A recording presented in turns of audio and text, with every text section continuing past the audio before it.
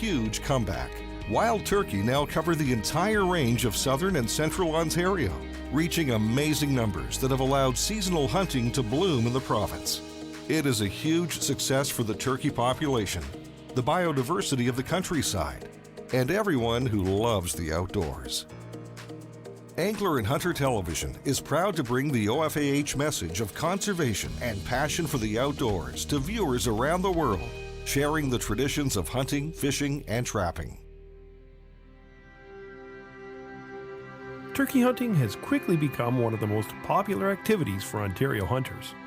Since being reintroduced in 1984, the population has flourished, and each spring tens of thousands of new and experienced hunters take to the woods in hopes of bagging a wild turkey.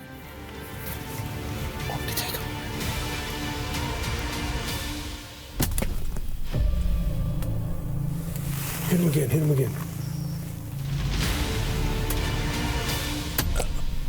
He's dead. Nice work. See, that's what we did get a double after all. We got a double. It's worth doing. I just wanted to play it safe with that second shot. Yeah. We got him. I can't believe the way that worked out. That was Like crazy, 5 huh? hours today. Let's go grab that bird and get a look at it. In 1957, Ontario became the first province to establish a hunter safety training course. Over time, the course has evolved into a broader hunter education program. The OFAH administers the Ontario Hunter Education Program, which provides introductory information about ecosystems and wildlife management, hunting laws and regulations, hunter responsibilities, and the hunter's role in society. The program also reinforces the firearm safety information contained in the Canadian Firearm Safety Course. New hunters of all ages must take hunter education training and pass an exam before they can purchase their first hunting license. How did you get introduced to hunting? From this guy. Interesting. I'm not a hunter. I didn't grow up hunting. I grew up fishing. But Luke was always passionate about the interest in hunting and fishing, and we grew up fishing together, but he never waned in his interest in wanting to hunt. So as soon as he turned 12, we did the hunting course together. And so now we both have our licenses, and now we're actively sort of searching out getting into the community. So for you, your ultimate hunting experience, what's that's going to be? Moose hunting in Alberta. Moose hunting in Alberta. Dad, would you be down Oh with yeah, that? I'd be right there, yeah. Ontario has a healthy and sustainable black bear population. In 1999, however, politics trumped science, and the spring bear hunt was canceled. The Ontario Federation of Anglers and Hunters lobbied for over a decade to successfully return the spring bear hunt to Ontario. And in 2014, a spring hunting pilot project began. This allowed hunters in select northern Ontario locations to hunt spring bear. And for some hunters, it was their first time ever. The spring bear hunt generates over $40 million annually for Northern Ontario. Incredible. And is an excellent example of a sustainable and renewable resource. Oh, wow, I can't even lift his head. It's so heavy. He is beautiful. As we recorded this episode, we were in the last week of the second year of Ontario's pilot spring bear hunt in northwestern Ontario. You may recall the heavy lobbying that took place and the relentless work the OFAH had been doing to have the spring season reinstated. Well, you'll be glad to know that the government is listening and common sense has finally prevailed. In October 2015, the Ontario government announced that the pilot program had been extended for 5 more years and would now include all wildlife management units. And obviously, this announcement is another significant step towards fully restoring the benefits of a spring bear hunt in Ontario. It shows there is a level of understanding that spring bear hunting not only plays an important role in wildlife management, but also in the quality of life for many Ontarians. That's probably the biggest bear I've ever shot. We're committed to a healthy and sustainable black bear population across the province while supporting small businesses, tourism operators across mostly northern and rural Ontario. We've listened and we've heard the concerns of Northern Ontarians and the tourism industry when it comes to uncertainty with regards to a spring bear hunting pilot. The pilot's been in place since 2014 and has been well received. We're now proposing to implement a regular annual black bear hunting season here in the province of Ontario. This will allow outfitters, tourism outfitters, and cottage owners, camp owners to better plan their operations going into the future. But let me be clear, we are absolutely, totally committed Got him. to ensuring a sustainable black bear population. We did it, August. And it's perfect size. Wow, is that incredible or what? Since 1928, the Ontario Federation of Anglers and Hunters has been a leader in conservation. For the past 25 years, Angler and Hunter Television has been bringing the OFAH conservation message to millions of viewers to conserve and protect our great outdoors. Once abundant in Lake Ontario, Atlantic salmon fell prey to clear-cutting, dam and mill construction, and overharvest, and disappeared from the lake more than 100 years ago. In April of 2006, the Ontario Federation of Anglers and Hunters, in partnership with the Ontario Ministry of Natural Resources and other significant partners, launched the Lake Ontario Atlantic Salmon Restoration Program, also known as Bring Back the Salmon. The program involves working to restore the once thriving Atlantic salmon to Lake Ontario and its tributaries. Other benefits include the almost 200 cold water stream habitat restoration projects completed over the last 10 years. So the biggest we've seen back in one of our rivers was about a 14-pound male a few years ago. So that's 10 to 14 pounds are probably the typical big fish, but we can expect maybe some 20-pound or more fish, sort of at the upper age range and size, and probably those would be females that are just about ready to spawn too. Fishing is a great activity to bring the family together and enjoy the beautiful landscapes of Ontario. Clubs and service organizations across Ontario are hosting a number of free, family-friendly fishing events designed to get Canadian residents outside and fishing one of Ontario's 250,000 lakes and rivers. Ontario Family Fishing Events is an initiative of the Ministry of Natural Resources and Forestry, delivered by the Ontario Federation of Anglers and Hunters and the Canadian National Sport Fishing Foundation. More than 60 Ontario communities are hosting an event, derby, or festival over a 9-day span. The OFAH Fish and Wildlife Fund was established in 1974 to support meaningful fish and wildlife research and projects on the ground across the province. Money from member donations is used to help fund studies, habitat restoration, land securement, education and awareness, and a variety of community projects.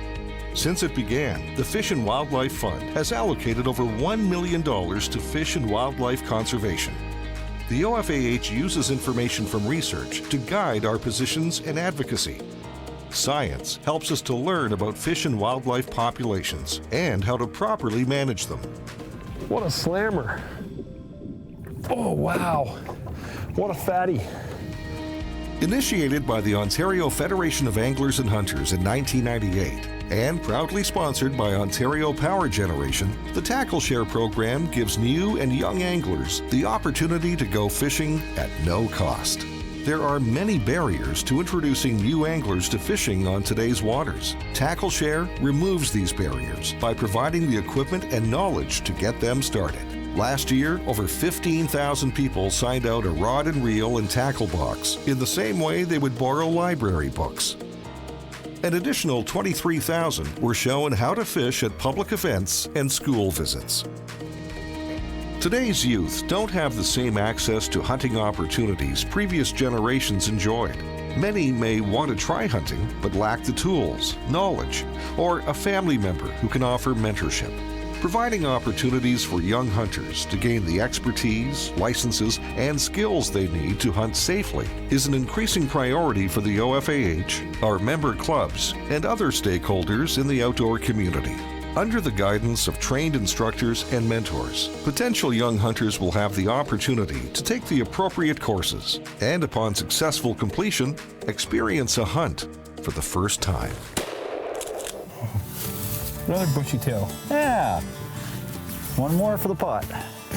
So I'm no biologist by any stretch, Simon, but one thing I noticed is all the areas where we see squirrels, there's squirrels' nests. Yeah. And every time I see a squirrel's nest, I see a raptor's nest. See the sticks there? Yeah. So I don't know what kind of raptor it would be, a hawk or an owl or I think owls burrow in trees, so it's probably some kind of a hawk. Maybe like a sharp-shinned hawk or something that, Cooper's hawk, maybe. We're not the only ones hunting squirrels. The OFAH is a founding partner and ongoing supporter of the Elk Restoration Program in Ontario, led by the Ministry of Natural Resources and Forestry. Native elk populations were locally extinct by the late 1800s due to pressures from human settlement and unregulated and excessive harvest. By 1996, there were only 60 elk left in Ontario. Between 1998 and 2005, 460 elk were transferred from Alberta to Ontario and released in 4 different regions. Today, the Ontario elk population is growing and estimated at 600 to 1,000 animals. In 1992, the Ontario Federation of Anglers and Hunters, in partnership with the Ontario Ministry of Natural Resources and Forestry, established Ontario's Invading Species Awareness Program to address the increasing threats posed by invading species in Ontario. Invasive species are defined as plants, animals, and microorganisms introduced by human action outside their natural past or present distribution. OFAH objectives are to generate public education and awareness of aquatic and terrestrial invading species, and facilitate monitoring and tracking initiatives for the spread of new invaders found within Ontario. Angler and Hunter Television is proud to bring the OFAH message of conservation and passion for the outdoors to viewers around the world, sharing the traditions of hunting, fishing, and trapping. Since 1928, the Ontario Federation of Anglers and Hunters has been a leader in conservation. For the past 25 years, Angler and Hunter Television has been bringing the OFAH conservation message to millions of viewers to conserve and protect our great outdoors. In the 1980s, wild turkey in Ontario had almost been eliminated from the landscape. In 1984, the Ontario Federation of Anglers and Hunters arranged to have 274 wild turkeys from various U.S. states released in Ontario. And with proper conservation guidelines, they made a huge comeback. Wild turkey now cover the entire range of southern and central Ontario, reaching amazing numbers that have allowed seasonal hunting to bloom in the province. It is a huge success for the turkey population, the biodiversity of the countryside, and everyone who loves the outdoors. Angler and Hunter Television is proud to bring the OFAH message of conservation and passion for the outdoors to viewers around the world, sharing the traditions of hunting, fishing, and trapping. Turkey hunting has quickly become one of the most popular activities for Ontario hunters. Since being reintroduced in 1984, the population has flourished, and each spring, tens of thousands of new and experienced hunters take to the woods in hopes of bagging a wild turkey.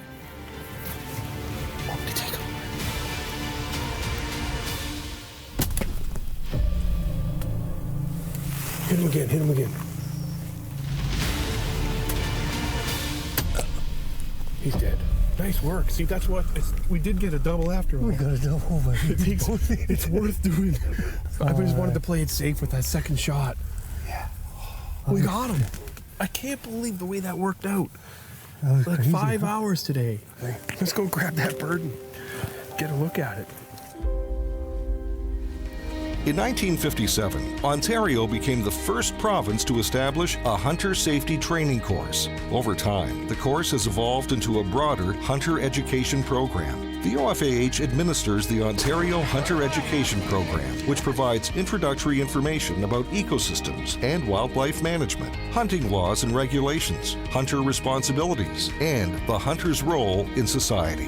The program also reinforces the firearm safety information contained in the Canadian Firearm Safety Course. New hunters of all ages must take hunter education training and pass an exam before they can purchase their first hunting license. How did you get introduced to hunting? From this guy. Interesting. I'm not a hunter. I didn't grow up hunting. I grew up fishing. But Luke was always passionate about the interest in hunting and fishing, and we grew up fishing together, but he never waned in his interest in wanting to hunt. So as soon as he turned 12, we did the hunting course together. And so now we both have our licenses, and now we're actively sort of searching out getting into the community. So for you, your ultimate hunting experience, what's that's going to be? Moose hunting in Alberta. Moose hunting in Alberta. Dad, would you be down Oh with yeah, that? I'd be right there, yeah. Ontario has a healthy and sustainable black bear population. In 1999, however, politics trumped science, and the spring bear hunt was cancelled. The Ontario Federation of Anglers and Hunters lobbied for over a decade to successfully return the spring bear hunt to Ontario. And in 2014, a spring hunting pilot project began. This allowed hunters in select northern Ontario locations to hunt spring bear. And for some hunters, it was their first time ever. The spring bear hunt generates over $40 million annually for Northern Ontario. Incredible. And is an excellent example of a sustainable and renewable resource. Oh, wow, I can't even lift his head. It's so heavy. He is beautiful. As we recorded this episode, we were in the last week of the second year of Ontario's pilot spring bear hunt in northwestern Ontario. You may recall the heavy lobbying that took place and the relentless work the OFAH had been doing to have the spring season reinstated. Well, you'll be glad to know that the government is listening and common sense has finally prevailed. In October 2015, the Ontario government announced that the pilot program had been extended for 5 more years and would now include all wildlife management units. And obviously, this announcement is another significant step towards fully restoring the benefits of a spring bear hunt in Ontario. It shows there is a level of understanding that spring bear hunting not only plays an important role in wildlife management, but also in the quality of life for many Ontarians. That's probably the biggest bear I've ever shot. We're committed to a healthy and sustainable black bear population across the province while supporting small businesses, tourism operators across mostly northern and rural Ontario. We've listened and we've heard the concerns of Northern Ontarians and the tourism industry when it comes to uncertainty with regards to a spring bear hunting pilot. The pilot's been in place since 2014 and has been well received. We're now proposing to implement a regular annual black bear hunting season here in the province of Ontario.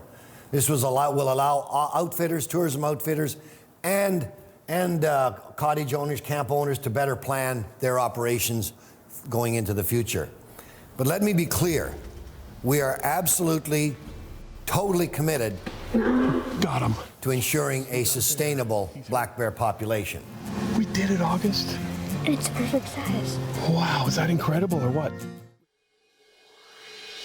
Since 1928, the Ontario Federation of Anglers and Hunters has been a leader in conservation. For the past 25 years, Angler and Hunter Television has been bringing the OFAH conservation message to millions of viewers to conserve and protect our great outdoors. Once abundant in Lake Ontario, Atlantic salmon fell prey to clear-cutting, dam and mill construction and overharvest, and disappeared from the lake more than 100 years ago. In April of 2006, the Ontario Federation of Anglers and Hunters, in partnership with the Ontario Ministry of Natural Resources and other significant partners, launched the Lake Ontario Atlantic Salmon Restoration Program, also known as Bring Back the Salmon. The program involves working to restore the once thriving Atlantic salmon to Lake Ontario and its tributaries. Other benefits include the almost 200 cold water stream habitat restoration projects completed over the last 10 years. So the biggest we've seen bat in one of our rivers was about a 14-pound male a few years ago. So that's 10 to 14 pounds are probably the typical big fish, but we can expect maybe some 20-pound or more fish, sort of at the upper age range and size. And probably those would be females that are just about ready to spawn too. Fishing is a great activity to bring the family together and enjoy the beautiful landscapes of Ontario. Clubs and service organizations across Ontario are hosting a number of free, family-friendly fishing events designed to get Canadian residents outside and fishing one of Ontario's 250,000 lakes and rivers. Ontario Family Fishing Events is an initiative of the Ministry of Natural Resources and Forestry, delivered by the Ontario Federation of Anglers and Hunters and the Canadian National Sport Fishing Foundation. More than 60 Ontario communities are hosting an event, derby, or festival over a 9-day span. The OFAH Fish and Wildlife Fund was established in 1974 to support meaningful fish and wildlife research and projects on the ground across the province. Money from member donations is used to help fund studies, habitat restoration, land securement, education and awareness, and a variety of community projects. Since it began, the Fish and Wildlife Fund has allocated over $1 million to fish and wildlife conservation. The OFAH uses information from research to guide our positions and advocacy. Science helps us to learn about fish and wildlife populations and how to properly manage them. What a slammer. Oh, wow. What a fatty. Initiated by the Ontario Federation of Anglers and Hunters in 1998 and proudly sponsored by Ontario Power Generation, the Tackle Share program gives new and young anglers the opportunity to go fishing at no cost. There are many barriers to introducing new anglers to fishing on today's waters. Tackle Share removes these barriers by providing the equipment and knowledge to get them started. Last year, over 15,000 people signed out a rod and reel and tackle box in the same way they would borrow library books. An additional 23,000 were shown how to fish at public events and school visits. Today's youth don't have the same access to hunting opportunities previous generations enjoyed. Many may want to try hunting but lack the tools, knowledge, or a family member who can offer mentorship.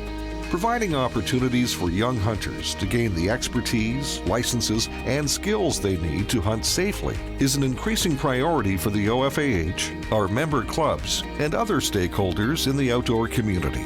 Under the guidance of trained instructors and mentors, potential young hunters will have the opportunity to take the appropriate courses and, upon successful completion, experience a hunt for the first time.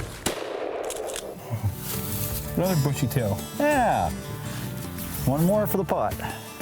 So I'm no biologist by any stretch, Simon, but one thing I noticed is all the areas where we see squirrels, there's squirrels' nests. Yeah. And every time I see a squirrel's nest, I see a raptor's nest. See the sticks there? Yeah. So I don't know what kind of raptor it would be, a hawk or an owl, or I think owls burrow in trees, so it's probably some kind of a hawk. Maybe like a sharp-shinned hawk or something that, Cooper's hawk maybe. We're not the only ones hunting squirrels. The OFAH is a founding partner and ongoing supporter of the Elk Restoration Program in Ontario, led by the Ministry of Natural Resources and Forestry. Native elk populations were locally extinct by the late 1800s due to pressures from human settlement and unregulated and excessive harvest. By 1996, there were only 60 elk left in Ontario. Between 1998 and 2005, 460 elk were transferred from Alberta to Ontario and released in 4 different regions. Today, the Ontario elk population is growing and estimated at 600 to 1,000 animals.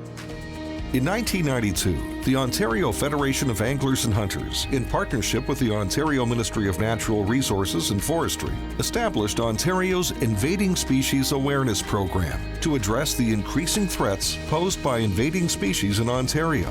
Invasive species are defined as plants, animals, and microorganisms introduced by human action outside their natural past or present distribution. OFAH objectives are to generate public education and awareness of aquatic and terrestrial invading species, and facilitate monitoring and tracking initiatives for the spread of new invaders found within Ontario. Angler and Hunter Television is proud to bring the OFAH message of conservation and passion for the outdoors to viewers around the world, sharing the traditions of hunting, fishing, and trapping.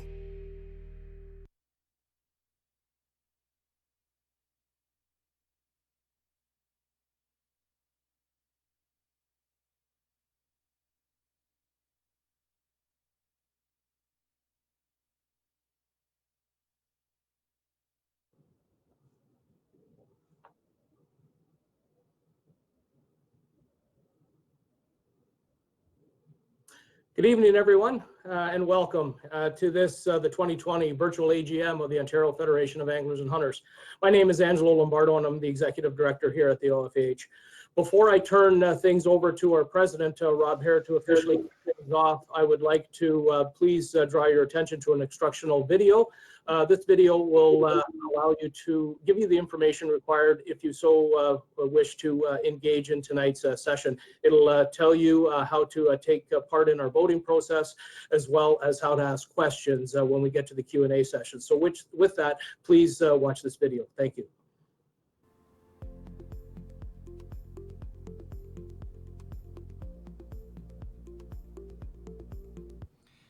Welcome to the virtual AGM voting system. Please ensure that you are using an up-to-date version of Chrome, Firefox, Edge Chromium, or Safari. Note that Internet Explorer and the old version of Edge are not supported. If you have voting rights, you have been provided a username and password. You select the top button. If you do not have voting rights, you select the bottom button. You will not see this screen if your organization does not allow guests to view the proceedings. If you have voting rights, you will be presented with this screen. Your username and password will have been provided to you before the meeting. If you do not have voting rights, you will be presented with this screen. You must provide us with the required information to proceed. Once you are logged in, you should see a screen divided in half, either horizontally like this, or vertically if you are using a device with a smaller screen. If you do not see both sides of the screen, you may have to adjust your browser zoom settings by pressing the Control key and the minus key at the same time. If the video does not start playing automatically, you will have to press play. On the left, you have the information screen. You will see information pertaining to your event. On the right, you have the broadcast screen.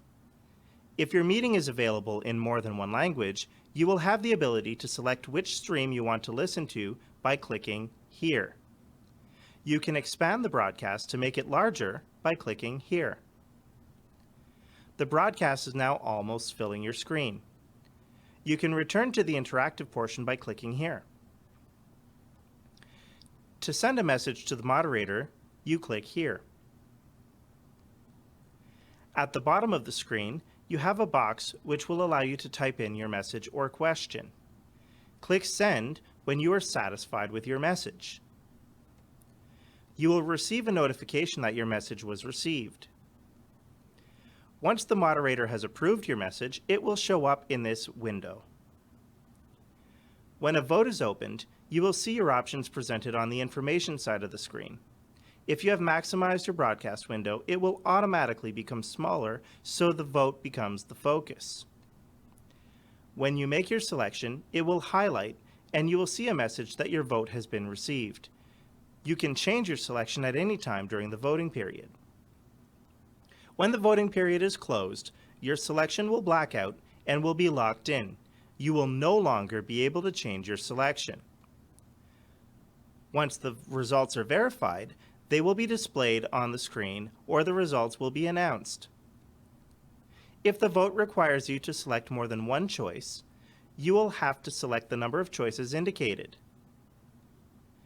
You will then have to hit Send, and then verify that the system is indicating that your vote has been received.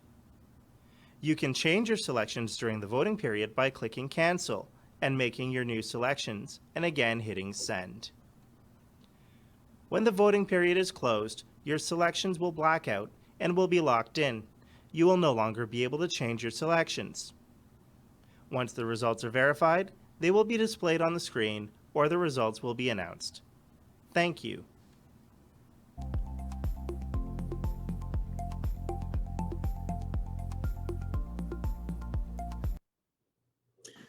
Okay, well, thank you, and once again, welcome everyone. And with that, I would like to turn things over to our president, Rob Baird, to officially start our 2020 AGM. Rob? Thank you, Angelo. Welcome everyone to the annual general meeting of the Ontario Federation of Anglers and Hunters, and our very first ever AGM that's being held entirely virtually. We are here tonight to discuss the business of the organization and share our many achievements as a federation from 2019. We're going to get to that shortly, but I want to take a moment to talk about the enormous elephant in this virtual room, COVID-19. Our annual general meeting has been a time when we come together from all around this great province to get together and reacquainted with old friends and meet new ones. We would swap fishing and hunting stories from the past year and plan for the year ahead. For the first time in the 92-year history of the Federation of Anglers and Hunters, we won't be doing that. We are disappointed in not being able to meet face-to-face, but we are thankful knowing that we can still meet while we are ensuring the safety of our family, our friends, and those who are most at risk. Almost 13 weeks ago, the OFAH operations were turned upside down. Like many organizations, physical distancing meant the staff had to start to work from home. Video and teleconferencing became the norm, and we were forced to find a new normal. That new normal has been anything but normal or routine. We not only completed the transition of our operations outside the office, we also needed to resolve issues that were created by the many plans we had already in motion. Our new normal didn't include the Toronto Sportsman Show, an in-person AGM in April, and our annual OFAH conference in May, or many other plans that we had laid out for 2020. What it has done, though, is shown the OFAH is incredibly resilient. Our staff, our board of directors, and advisory committees have found a way to deliver the full OFAH experience without skipping a beat. And as the president of the organization, I would be remiss if I did not acknowledge the efforts of our board of directors. They are volunteers and on numerous occasions give up their precious spare time to ensure that fishing, hunting, and trapping traditions are protected and enhanced. As well, as you can see from the attached graphic, our board of directors come from all across the province, from all walks of life, and bring a great deal of knowledge and experience to the board table. Our board works in cooperation with the head office staff to develop strong policies that help guide our organization. Our staff are 65 strong, and I would be remiss if I didn't acknowledge their efforts. They are truly the best in their field and all work tirelessly.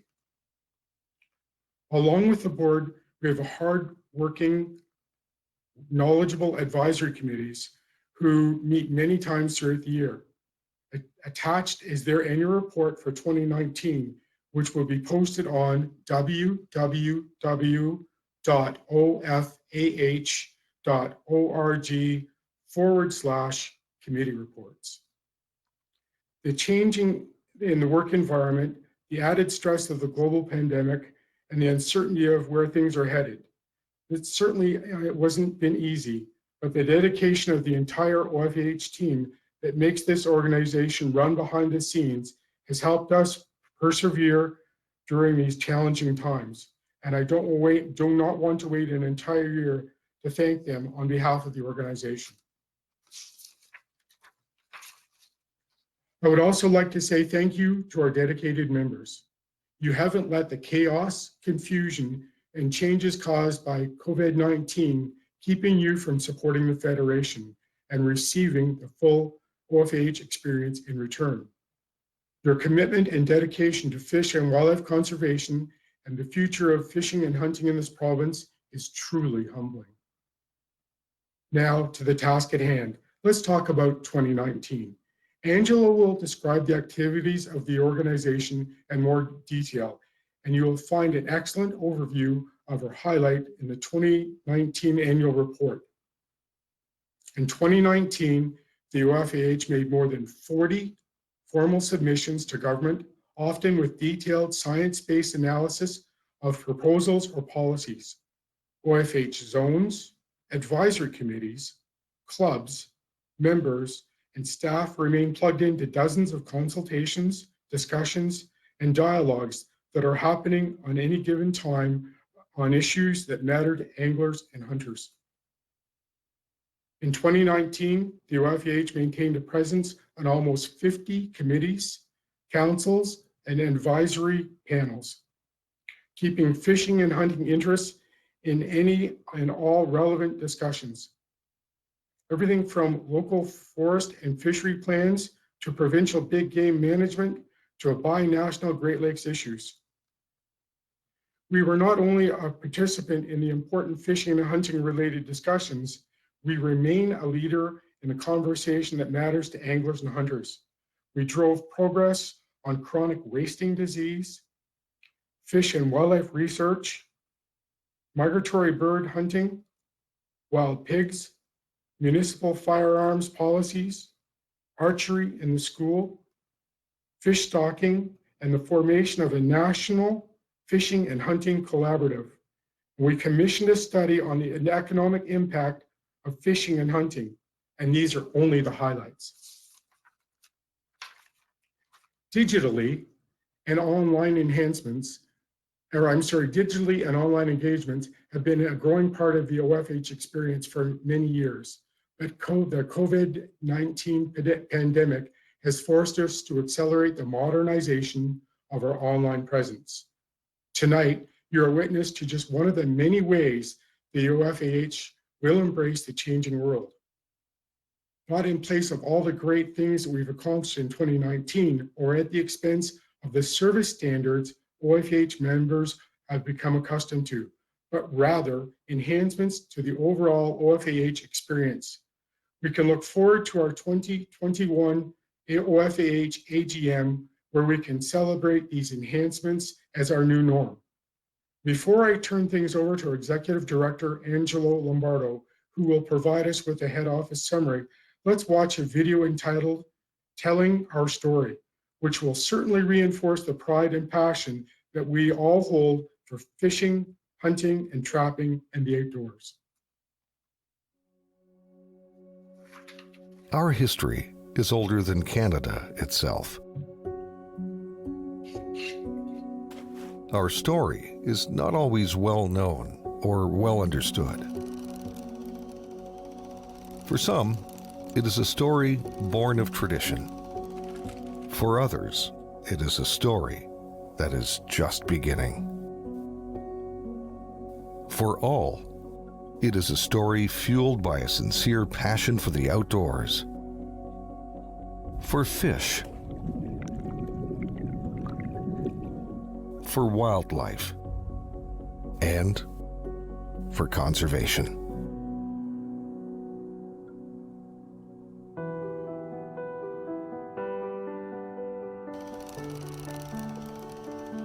For centuries, fishing, hunting, and trapping helped the people of Canada carve out an existence on this rugged landscape. Fish and wildlife were so important to First Nations people and early settlers that they formed a culture and commerce that our nation was built on.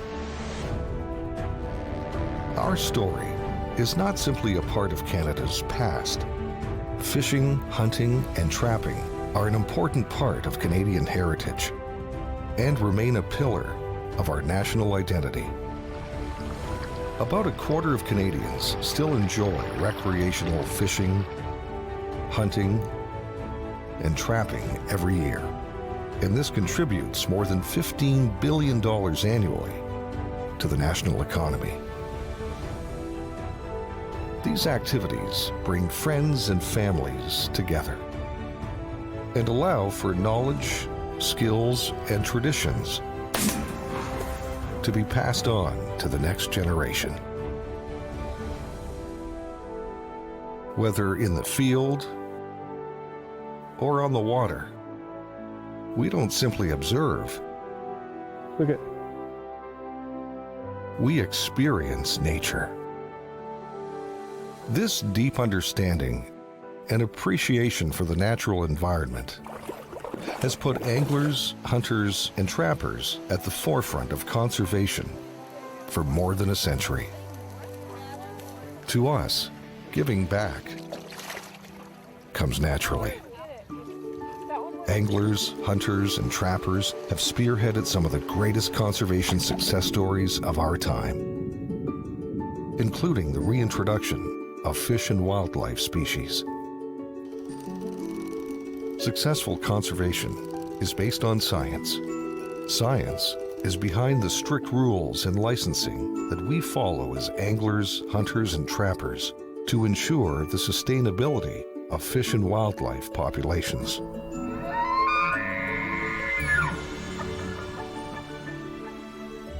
Many of us donate countless hours, money, and our own resources to fish and wildlife conservation. Our conservation efforts benefit all Canadians. It is early mornings, long days, rugged wilderness, serene moments, unforgettable encounters, passing on traditions, making memories, wholesome food, giving back, and a sustainable future. This is what it means to be Canadian. This is what it means to be an angler, hunter, and trapper.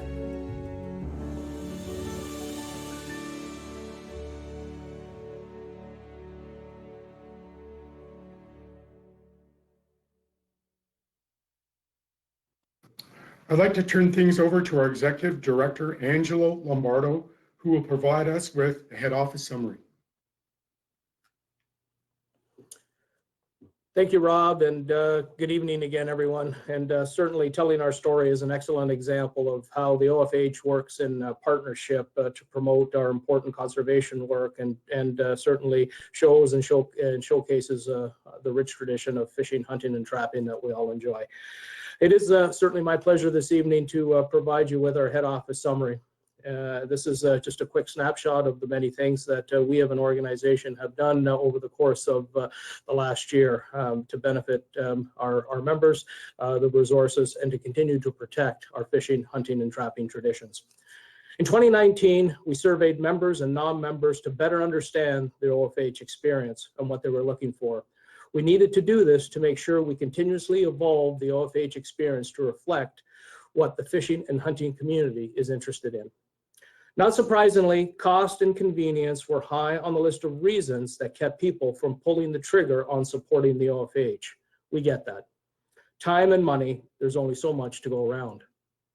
A few years ago, the OFAH introduced paperless membership as a means to recruit and retain members. We wanted to offer the same great OFAH experience at a new price point. The response has been tremendous. In 2019, the OFAH reached about 8,000 paperless memberships, and the average age is 2 decades younger than the OFAH median age of 67. This success has recently inspired the creation of a hybrid membership called Paperless Plus that delivers a few hard copy membership benefit mailings while saving members 40% off their regular membership price. Sure, it's about getting younger to make sure we have a strong membership that is ready to receive the torch from a baby boomer generation that has carried the Federation's membership, but it's also about making the OFAH experience available to as many people as possible. We're doing that in a way that we have never experienced before. Paperless and Paperless Plus membership ages range from 6 to 90 years old. What's even more encouraging is that a third of all paperless memberships immediately made a 3-year membership commitment. I'm also happy to say that in 2019, the OFAH auto renewal program, previously down 25% in participation, made a full comeback. There is obvious convenience in not needing to renew your membership every year, but many members are telling us they understand that our conservation and advocacy work is rarely achieved in a year.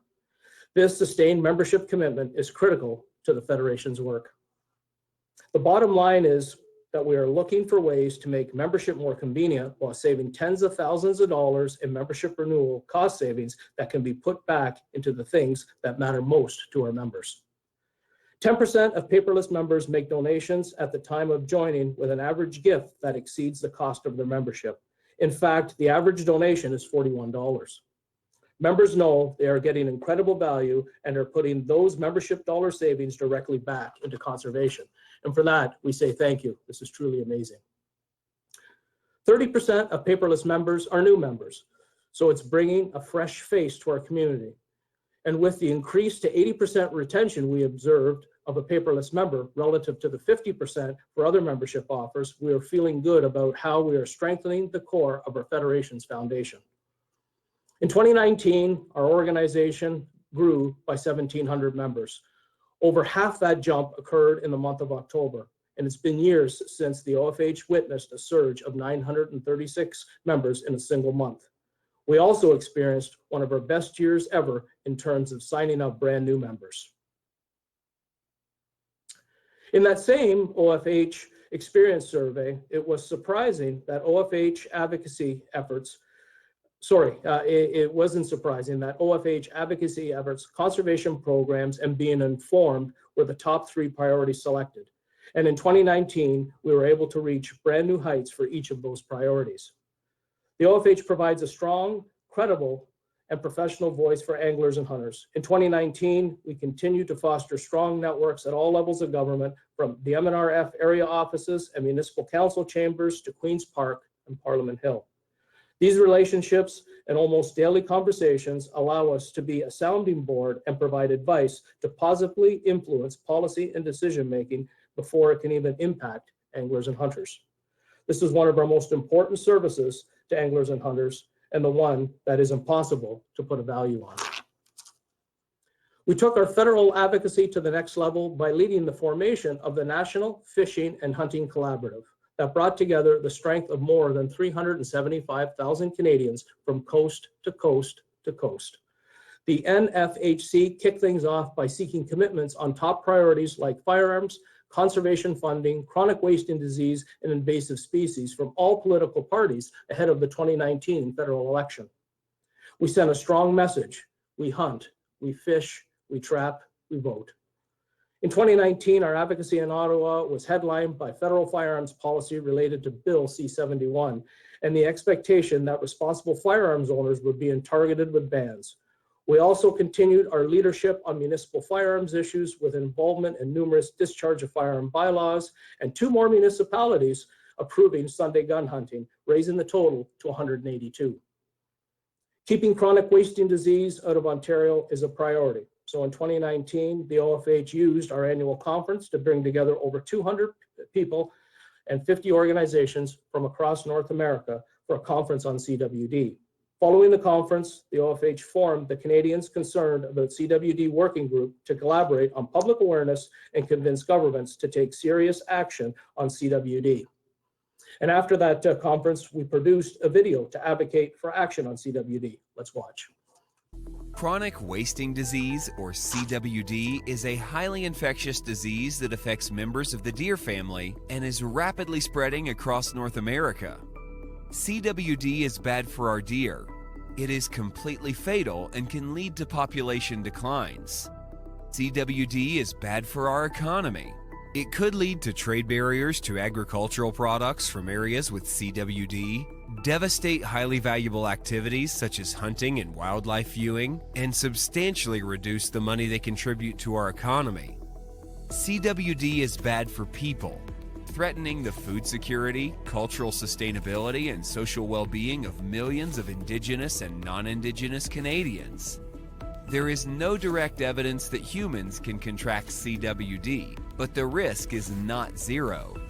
The Canadian Food Inspection Agency recommends against eating meat from CWD-positive animals. When detected, drastic measures, including the depopulation of local deer, are needed to eradicate it. Even then, there is no guarantee CWD will be eliminated. The best option is to keep CWD out of areas that don't have it. Well, how do we do that? Stop transporting live deer and infectious parts. Phase out deer and elk farming. Conduct robust CWD surveillance. Be ready for a fast and aggressive response if CWD is detected. Unfortunately, successive governments have failed to take these simple actions to protect Canadians from the threat of CWD. How can you help? Become informed and inform others. Follow the rules to prevent the spread of CWD. Report sick or dead wildlife. Raise the issue with your elected representative.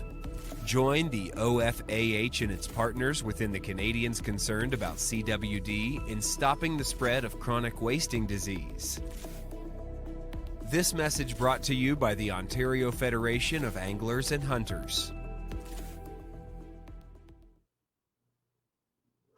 Our advocacy paid off in late 2019 when the Ministry of Natural Resources and Forestry announced changes to the CWD surveillance and response plan that reflected the OFH call for increased regulation on the transport of live cervids and hunter-harvested carcasses. In 2019, our increasing push for government action on wild pigs resulted in the Ministry of Natural Resources and Forestry committing to take key action, including a study to determine how to detect and control wild pigs in Ontario, another important advocacy milestone on an emerging priority for this federation. In 2019, we kept pushing on long-standing issues like the extension of the snowshoe hare season in Northern Ontario that was shortened in 2017. The introduction of a sandhill crane hunt, the separation of wolf and coyote management, and of course, the return of a full spring bear hunt. Our work is ongoing, and these issues will remain priorities in 2020 and beyond. So here's a spoiler report for next year's AGM. We will finally see a full spring bear hunt return to Ontario. The spring bear hunt is a prime example of how long it can take to achieve our objectives. In this case, it took more than 2 decades of relentless advocacy. Meanwhile, in 2019, we did see some resolution and significant progress on other important Federation priorities.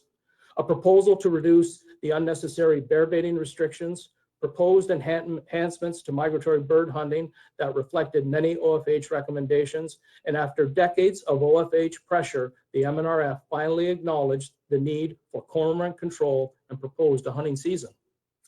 We made suggestions to improve the proposal, and we are hopeful that 2020 will be the year we stop protecting overabundant cormorant colonies.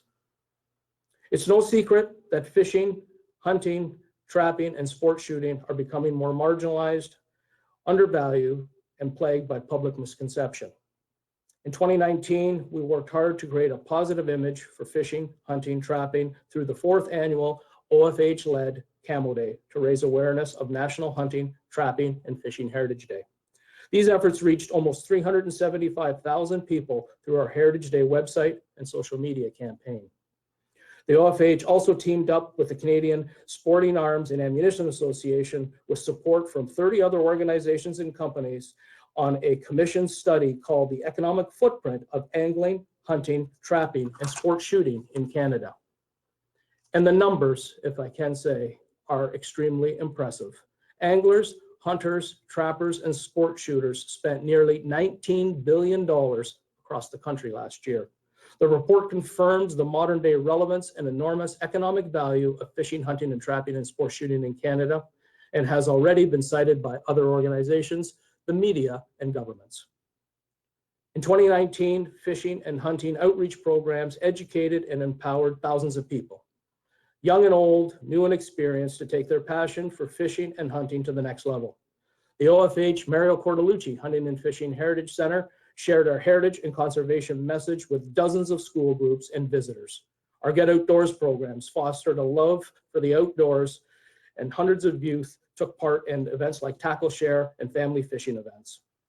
OFH Youth Hunts matched aspiring hunters with mentors, and the National Archery in the School program now has almost 150 schools teaching archery as part of their curriculum. That's right, it was the OFH that brought the shooting sports back to schools in Ontario. The OFH administered hunter education program gave 16,672 students the training they need to be responsible hunters. And that's been an excellent partnership between the OFH and the Ministry of Natural Resources and Forestry since 1999.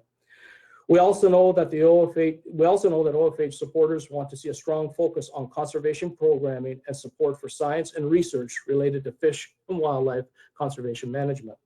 The OFH conservation programs were hard at work in 2019 to restore fish and wildlife populations and the habitats that support them.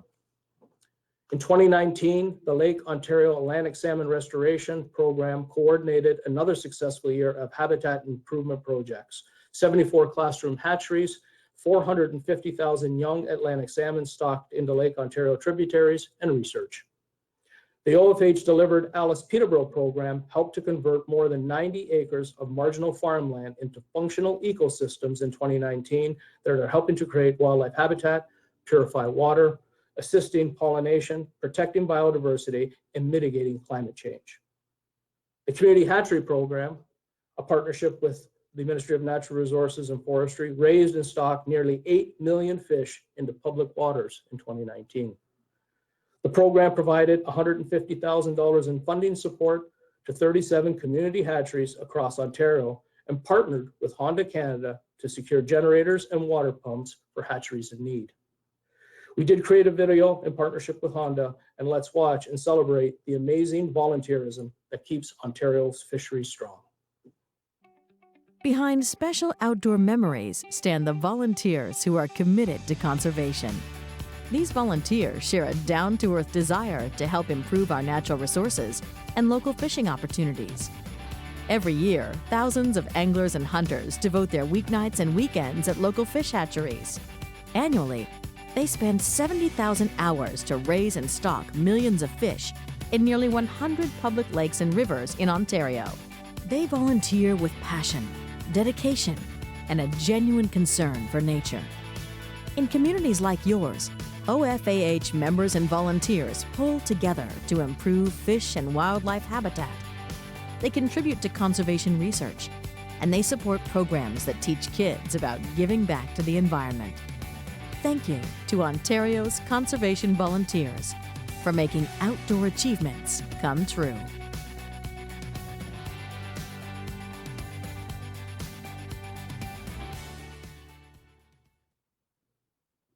Well, volunteerism certainly is one of the main reasons why the Ontario Federation of Anglers and Hunters continues to be successful in all its conservation work. So again, thank you to all our volunteers. The opportunity to support the community stewardship and our fisheries continues to make us proud to administer the Community Hatchery Program in partnership with the Ministry of Natural Resources and Forestry. For the 28th year, the Invading Species Awareness Program, in partnership with the MNRF, continue to build support for conservation by connecting with anglers and hunters and all outdoor enthusiasts to engage them in invasive species preventative action. ISAF reached over 1.6 million people participating in activities through which invasive species are introduced and or spread, empowering people and communities to help protect our environment, economy, and society from invasives. In 2019, the OFH continued to support grassroots community involvement in conservation, including OFH Deer Save being initiated to help OFH clubs and partners come to the aid of local deer populations in the Manitoulin North Shore area get through the harsh winter of 2019, and assisting with a project collecting samples from wild turkeys to detect West Nile virus in Ontario. In 2019, our policy and conservation program staff actively supported both large-scale and small-scale research projects that benefit fish and wildlife conservation in this province. These projects and programs involve dozens of researchers as well as many institutions and partners, and investigated everything from DNA as a detection tool for invasive species to white-tailed deer in eastern Ontario.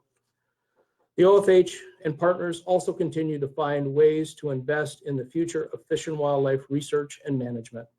We awarded 3 different research grants worth $4,000 each in 2019 to support student research on black ducks, moose, and brook trout. And the OFH was able to offer 2 fish and wildlife conservation internships with the support of BrokerLink and Fitzsimmons Financial Group. These internships and other work experience opportunities with university graduate programs allow the OFH to provide early career opportunities working with our fish and wildlife professionals on a range of policy and conservation programs and projects in 2019. As we all know, these days, information is at our fingertips, but with all the noise out there, anglers and hunters are looking for credible, comprehensive, and convenient information to stay in the know. We're here to provide that, and we're doing it more frequently and better than ever.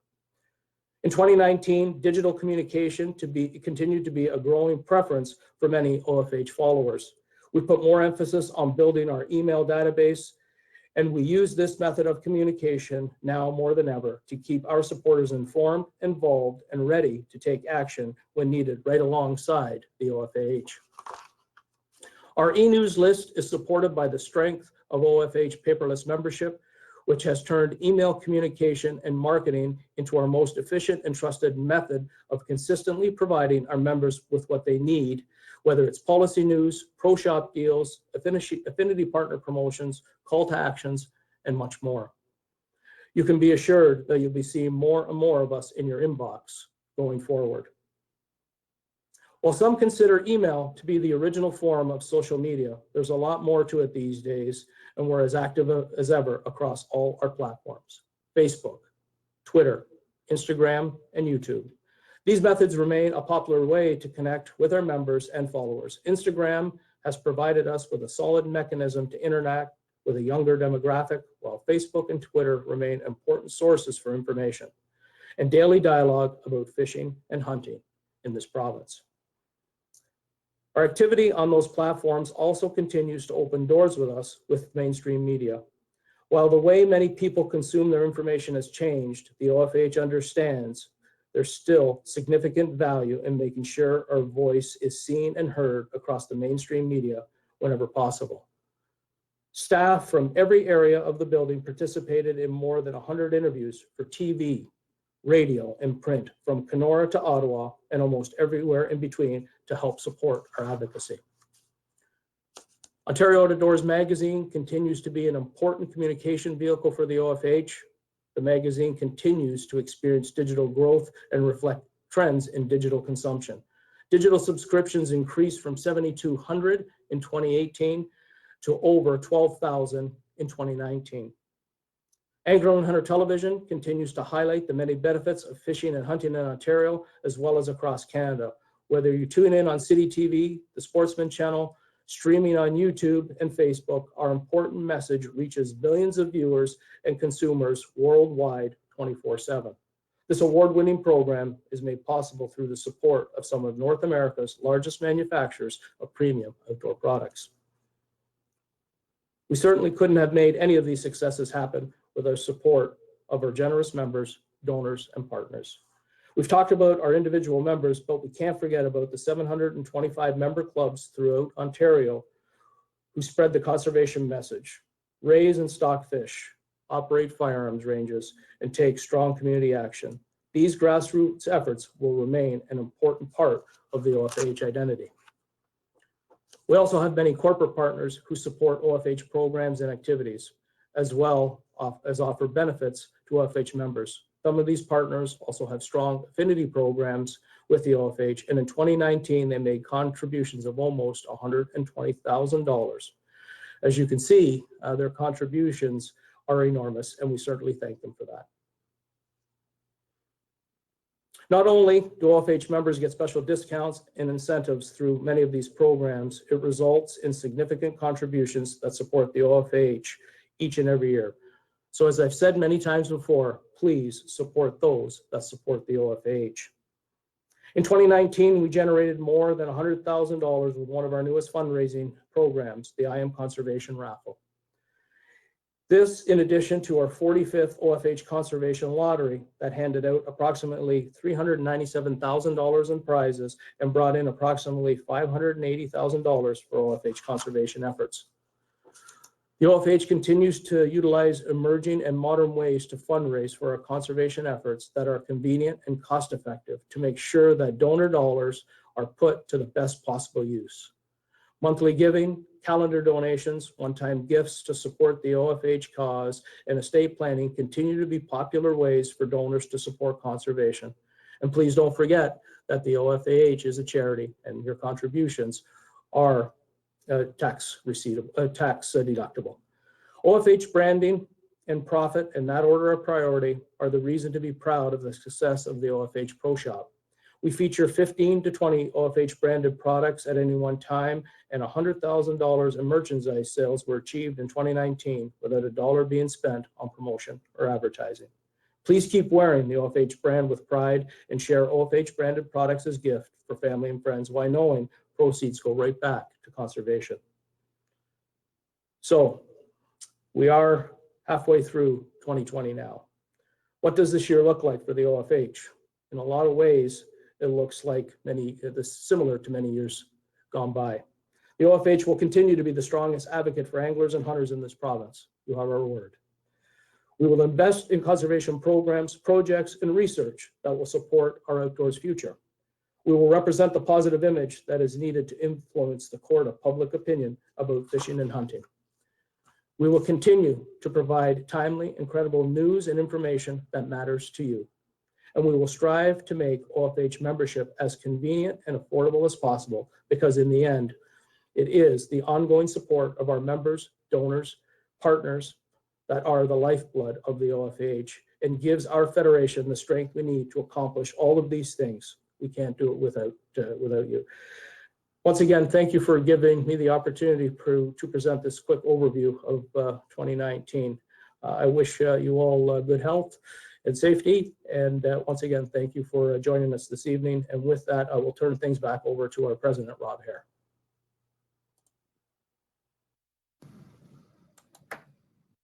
Thank you, Angelo. I'd like to introduce Steve Doris, who is our financial officer.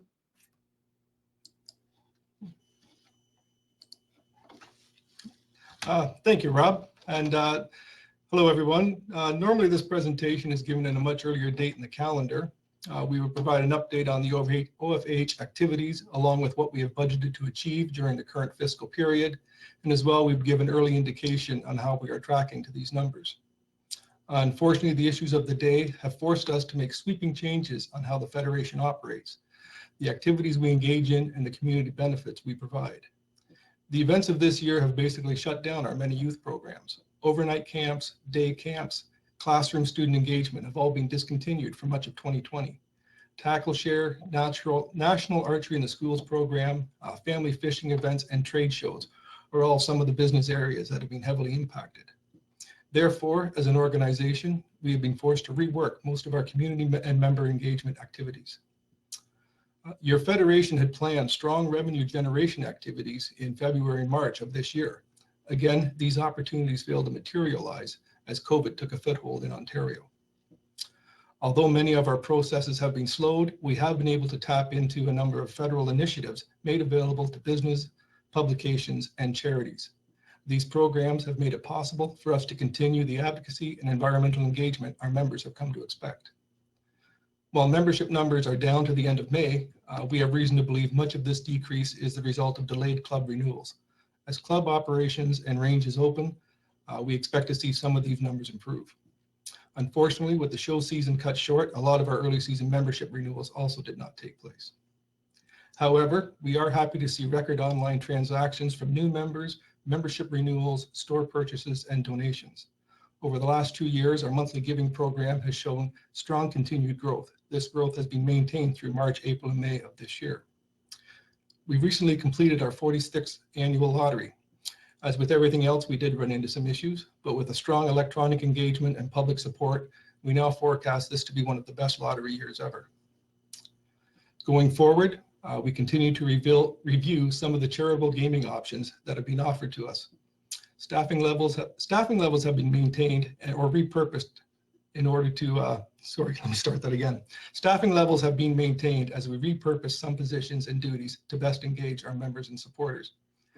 Needless to say, other duties as assigned has taken on a much larger meaning in our everyday activities.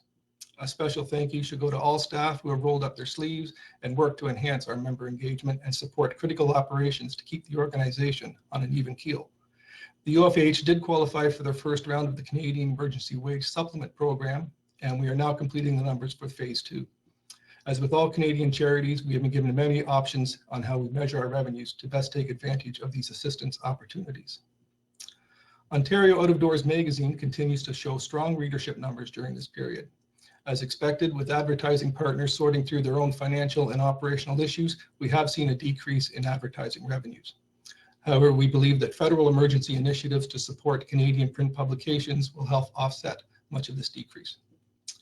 As you've already heard, the Federation has maintained strong relationships with our many affinity partners, Fitzsimmons Financial Group, Manulife, BrokerLink, Mark's Work Warehouse, BMO MasterCard, and TSC Stores. BrokerLink and Fitzsimmons Financial have also committed to continue their sponsorships of the fish and wildlife intern positions. Anyone who says they know where 2020 will end is not living in the current reality. Since mid-March, the environment has been changing on an almost daily basis.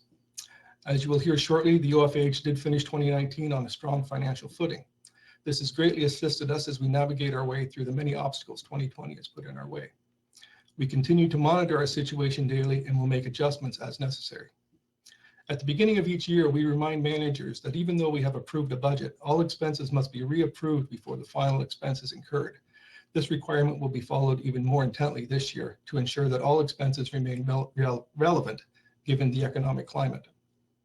With that said, I do believe that the continued drive of our staff, the vision of management, and the support of our board of directors and business partners, and most important of all, the support of our membership, will see us maintain our strong financial footing through the rest of 2020 and well into 2021.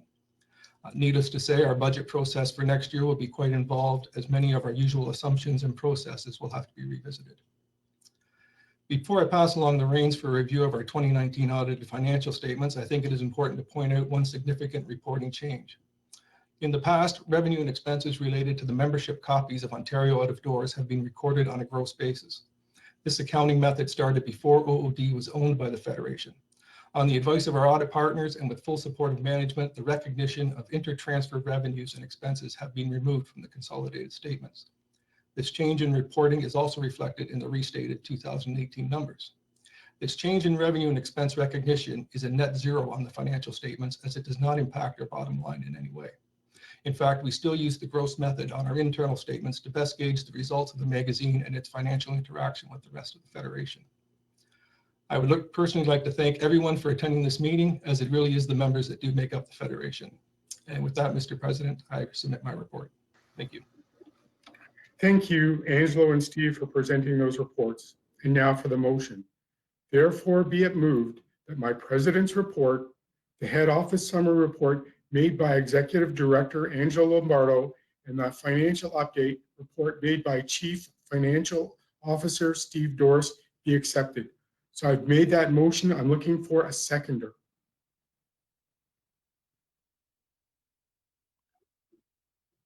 Yeah. So use your messaging function to second that. I second. We'll let your name pop up on my screen so we can see that we have a seconder. Leslie Degong has seconded the motion. Thank you. So is there any discussion or questions to the motion as presented?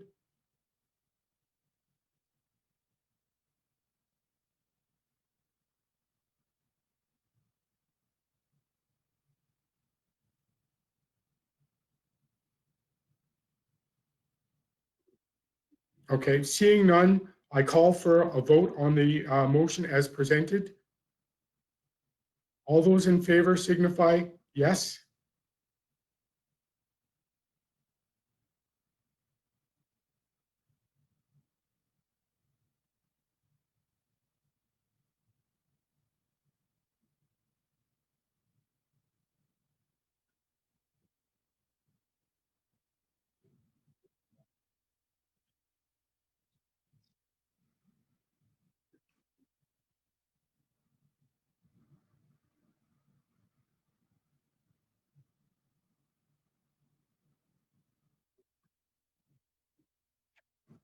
The poll will be closing shortly. Thank you for participating.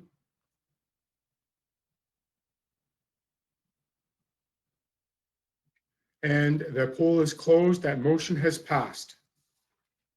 Now it's my pleasure to introduce Brad Collier from the firm of Grant Thornton, who will provide us with the financial statement and auditor's report. Good evening, everyone. My name is Brad Collier. I'm a partner at Grant Thornton Chartered Professional Accountants in Peterborough. And I'm also a hunter and a proud longtime member of the Federation. It is my pleasure to review the financial statements and the results of our audit of the Federation with you this evening. The first page is our auditor's report. We start our audit with planning meetings and discussions with management and your board every fall, with agreement of our audit plan in writing in October. We perform preliminary testing for 1 week in December and then return to the OFAH offices for 3 weeks in February to conclude our work. We met with the treasurer and president of your board to review the results of our audit on March 5th, 2020, which you will see is the date at the bottom of the second page of our auditor's report. In common with most charitable and not-for-profit organizations, our report contains a standard qualification on the completeness of donation and fundraising revenues. Other than that, I am pleased to report it is a clean report. Turning to the first page of numbers, the statement of financial position shows the assets, liabilities, and net assets of the Federation at its fiscal year end December 31st. The Federation continues to have a strong financial position with $2.3 million in cash, $1.86 million in investments, and an additional $1.1 million in working capital. Of this amount, $2.4 million is represented by deferred revenue and internal restrictions, which is monies received and designated for specified purposes. So this leaves $2.8 million of unrestricted net assets. Turning to the next page, the statement of operations. It shows the revenue and expenses of the Federation for its fiscal year ended December 31st, 2019. Total revenues for 2019 were $9.1 million. This was a decrease from 2018 of $9.8 million. Although membership remains stable, more members are opting for the online membership, which is a discounted rate. And there was also a decrease in some programming revenues as a result of some funding decreases from the Government of Ontario, particularly the Invasive Species Awareness Program. As you can see from the numbers, the Ontario Out of Doors magazine continues to provide a very positive financial contribution to the Federation each year. The revenue decrease, however, was more than offset by corresponding decreases in the related expenses. And as a result, the net deficiency for the year was $184,000, which was down from $452,000 in the previous year. Turning to the last page, you will see that when we back out the amortization expense of $284,000 and other interfund transfers, the Federation ended the year with a slight net operating surplus of $800. I would like to conclude my report by expressing my appreciation to your board, management team, and the finance department at the Federation for all their cooperation throughout this year's audit. And I will now pass it back to your president who will make a motion to approve my report. Thank you, Brad, for being with us tonight and presenting the auditor's report. I will now need to present the motion to accept this report and approve the audited report of the OFAH financial statements. Therefore, be it moved the auditor's report as presented by Brad Collier of Grant Thornton be accepted, and that the audit of the OFAH financial statements for the fiscal year ending December 31st, 2019 provided as an attachment at this meeting and posted on www.ofah.finance be approved. I've made that motion. I need a seconder. And Raymond Hutt has seconded that. Sorry, Raymond, screwed that up a little bit. So, is there any discussion or questions to the motion as presented?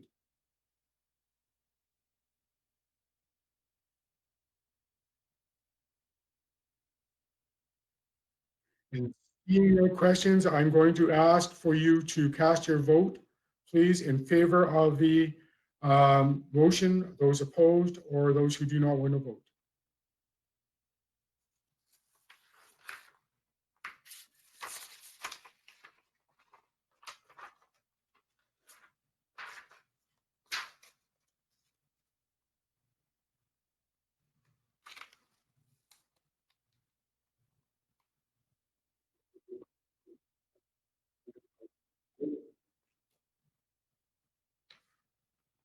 So that motion has passed. That motion has passed. And we'll move on to the next piece of business here. The next order of business is to appoint the auditors for the OFAH for the year of 2020. Therefore, be it moved that the chartered accountant firm of Grant Thornton in Peterborough, Ontario, be appointed as the auditors of the Ontario Federation of Anglers and Hunters for the fiscal year ending December 31st, 2020. I've made the motion. I need a seconder.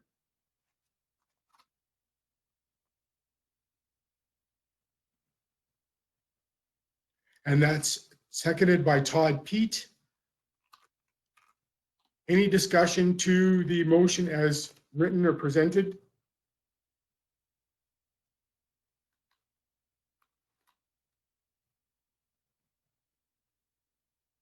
Seeing none, I'll call a vote on the motion to accept Grant Thornton in Peterborough as the auditor for 2020. All those in favor or decline or do you vote no, please signify.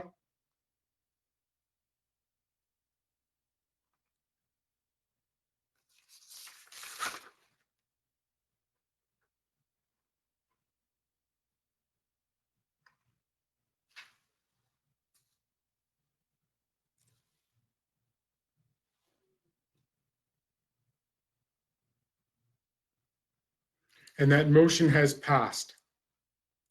We're on to the next order of business, which is the motion of ratification of bylaws and amendments.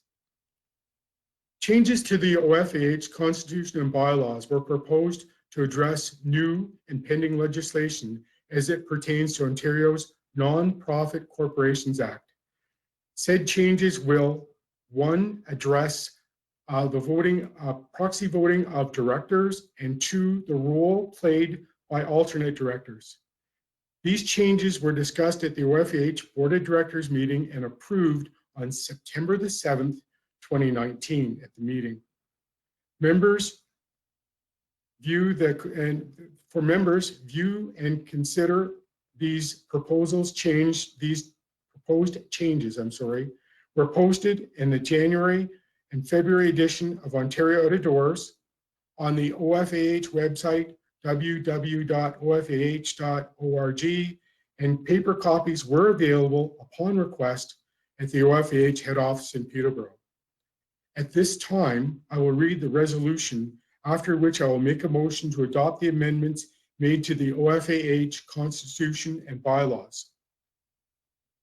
Whereas the corporation had previously adopted a constitution and bylaws on the 16th day of March 2018, and whereas the corporation wishes to amend section of the constitution and bylaws by amending bylaws, and whereas the board of directors of the corporation has by resolution approved the amending bylaws subject to ratification by the members of the corporation. A motion duly made and seconded was done and carried.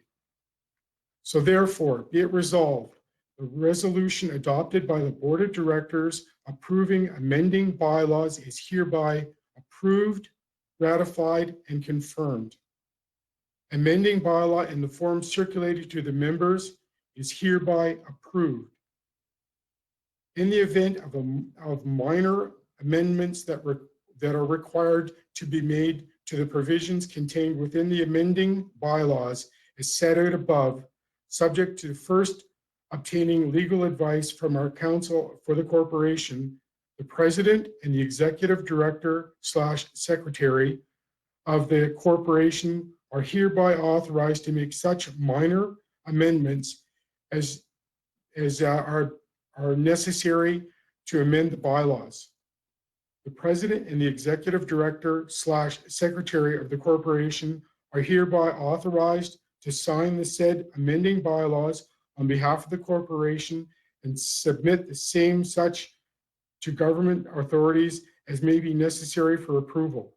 And with that, I now move to adopt the proposed amendments to the OFAH Constitution and bylaws as circulated to the membership of the OFAH and approved by the OFAH Board of Directors. And I'm looking for a seconder.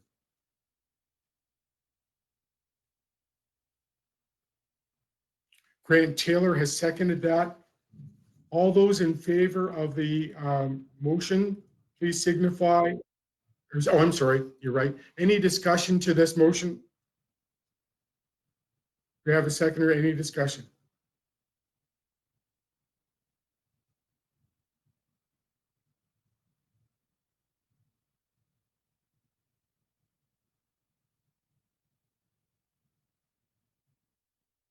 Seeing none, we'll call for the vote then. I got ahead of myself there. All those in favor, please signify. If you abstain, we need to know that. And if you're against, we need to know that too.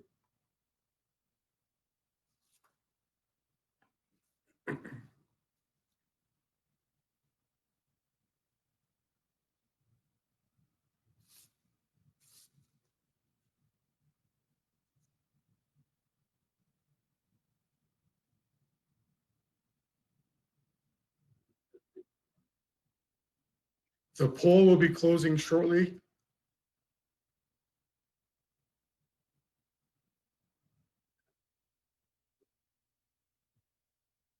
Okay. We're closing the polls.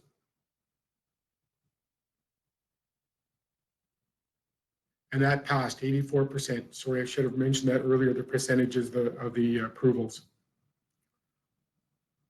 So now we're going to move on to ratification of business. The next item on the agenda is a motion for ratification of business for the OFAH. Therefore, be it moved that all acts, contracts, bylaws, proceedings, appointments, elections, and payments enacted, made, done, or taken by the Board of Directors, staff, or the officers of the Ontario Federation of Anglers and Hunters, Inc., since the last annual meeting to date hereof, as the same are set out or referred to in the minutes of the meeting of the Board of Directors or in the financial statement and reports submitted to this meeting, be the same and are hereby ratified, approved, sanctioned, and confirmed. So I've moved that motion. I need a seconder.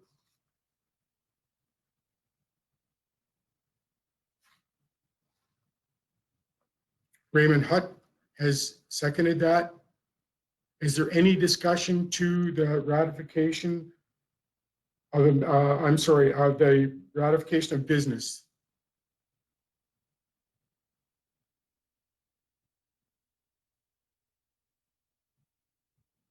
There has not been any discussion, so we haven't posted anything.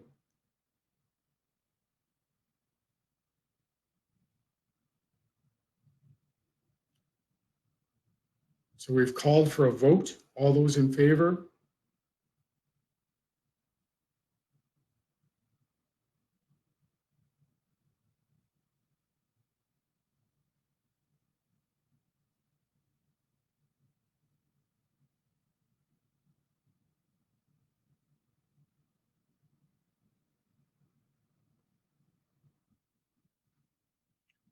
The polls will be closing shortly.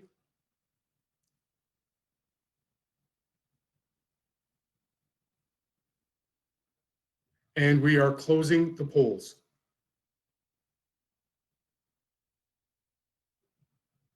And that was an 88% for, so that motion passed. And we're going to move on to our membership commercial. A $25 membership in the OFAH includes $5 million outdoor liability insurance, Ontario out-of-doors digital, Lyme disease medical coverage, and special OFAH discounts. Support conservation and take action for your fishing, hunting, and firearms future. Join today.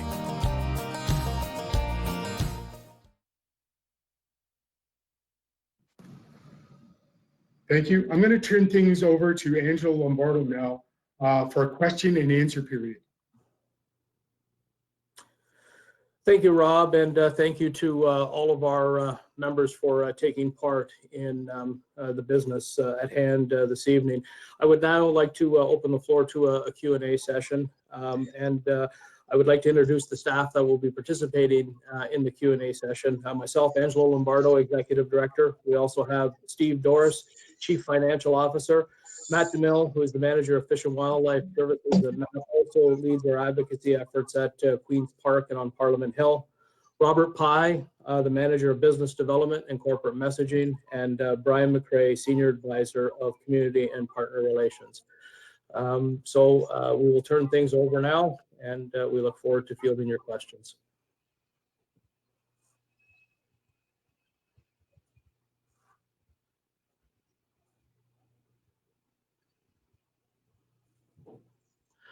So we do have our first question, and the question is there any plan to start anytime soon the OHEP course online in this pandemic situation? So I can take that question. As we know, the OFAH does administer the Hunter Education Program in partnership with the Ministry of Natural Resources and Forestry. There has been some discussion on bringing the Hunter Education course online, and that actually discussion has started long before COVID-19.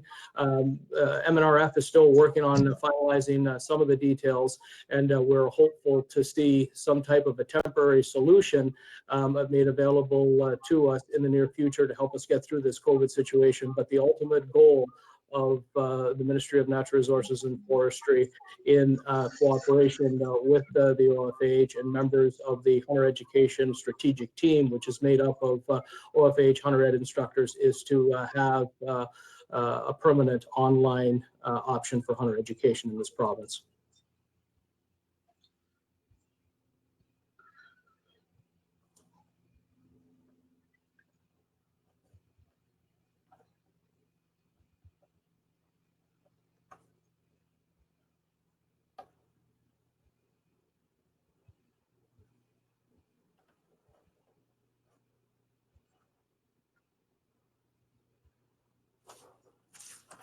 We have another question from a member, and it pertains to Sunday gun hunting. How many municipalities haven't signed up for Sunday gun hunting, and what is the OFH doing about it? And I would like to turn that question over to Brian McCrae. Brian is Senior Advisor of Community and Partner Relations. Brian?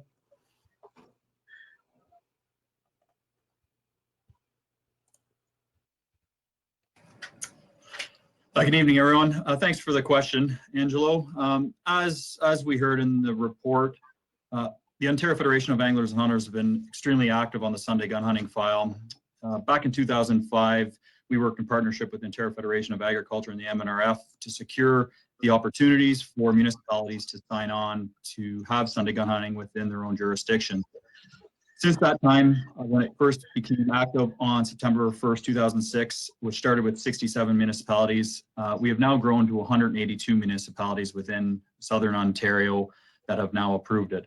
There are still a number of municipalities, approximately probably, I'm going to say roughly 40 municipalities that have not joined on with Sunday gun hunting yet. There are a number of municipalities within the Greater Toronto area where there are no hunting opportunities.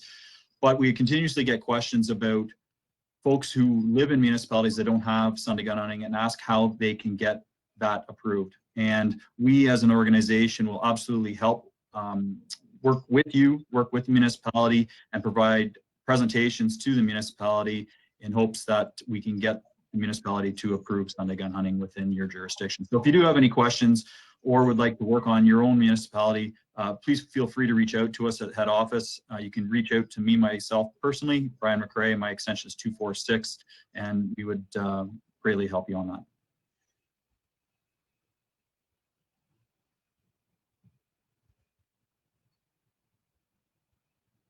Thank you, Brian.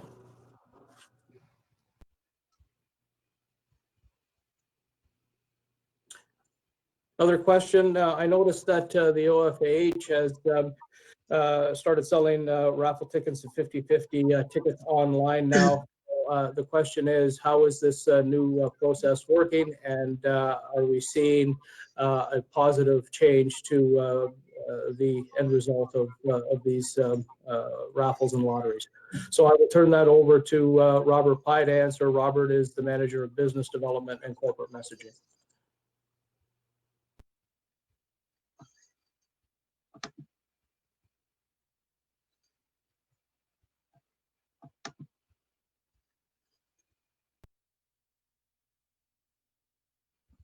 Thanks, Angela. I'm not sure who presented the question, but thank you very much. The question is in regards to our fundraising capabilities, and I need to stress that all the demands on OFAH programming and our work as a federation across the province requires a lot more than just membership dues. So that's a question that quite often comes up. How and why does the OFAH fundraise beyond membership? And our fundraising through lottery, as most people know it, is very important to our organization. We have, in the last couple of years, taken OFAH Conservation Lottery into the online world, and we were actually kind of concerned going into March and April with COVID that our lottery ticket sales would really drop and that we would have a very poor year for lottery. But our online engagement is extremely strong. And we saw that in the fall, as the executive director's report pointed out with respect to the I Am Conservation raffle, where we're now in a position with our email list and our social media reach and our online following to generate ticket sales in an online capacity. So the answer to the question, we're doing very well with our fundraising, and we're in a good position for a virtual atmosphere to sell lottery tickets, and that's now with permission from the province, which administers our lottery license. So yeah, Federation members are going to see a lot more of that going forward, and it's a great way for us to raise money for our good conservation work. So personal thanks to everybody that buys tickets, but also shares our emails and is involved in sharing the Facebook posts, and the social media engagement is really strong, and we can't thank you enough. Thank you very much. I'll turn it back over to Angelo.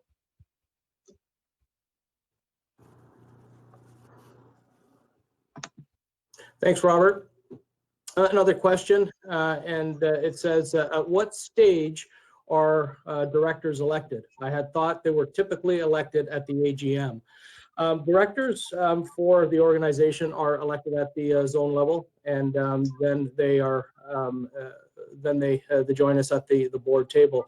I'm not sure if you're referring to the election of directors.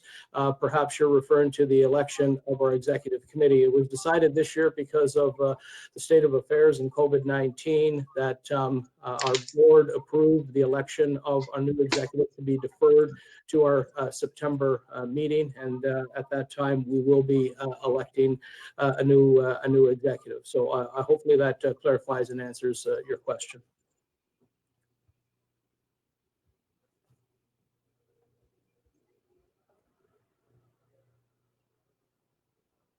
We have another question that pertains to hunter education, and the question is, now that we're able to meet in groups of 10, why has the MNR not allowed hunter education instructors to hold classes of 10? That is a question that is currently before MNR, and I don't have an answer for you yet, but we're hoping to have an update out to hunter ed instructors shortly.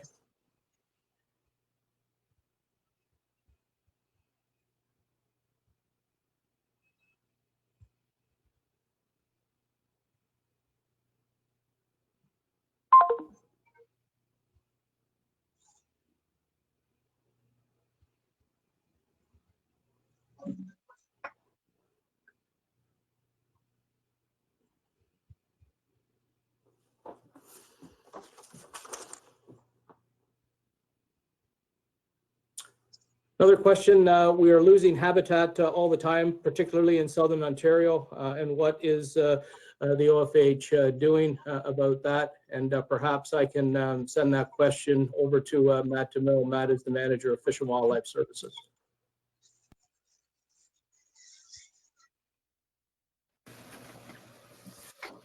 Yes, thank you, Angelo. And habitat is something that we obviously need as anglers and hunters, and something that the OFAH has long strived to work towards restoration, both in aquatic environments as well as for wildlife. And so many of our conservation programs, a lot of the funding for research and other contributions that we make as an organization really go towards habitat. And so there's a lot of volunteer work that happens with our clubs at the local level. Some of our conservation programs are working on fish habitat, working on riparian areas, working on wetlands to improve water quality, habitat for fish, habitat for a lot of other fish and wildlife. And we're also, one of our newest programs is the Alice Peterborough program. It's part of the Alice Canada family. And we're part of a network. And so locally, we're working on projects that protect marginal farmland for wildlife habitat. And so we take those marginal farmlands, provide an incentive to the farmer to participate in this program, and provide habitat that could be, could be stream crossings, it could be any other kind of, upland game habitat, deer habitat, wildlife turkey habitat. So we're working on habitat in a number of different ways. And we also get involved in central and northern Ontario with forest management, which is obviously the big driver of habitat for a lot of what our interests are. And then on a national level, we're involved in things like the changes to the Fisheries Act and federal legislation to look at how that may affect our fisheries habitat on a much broader scale. So we're working on it in a number of different ways, both on the ground and at the policy level, to work on habitat. And this is having a benefit not only to us as anglers and hunters, but also to some of the broader things that we consider like biodiversity, climate change, and those other things, trying to make those contributions.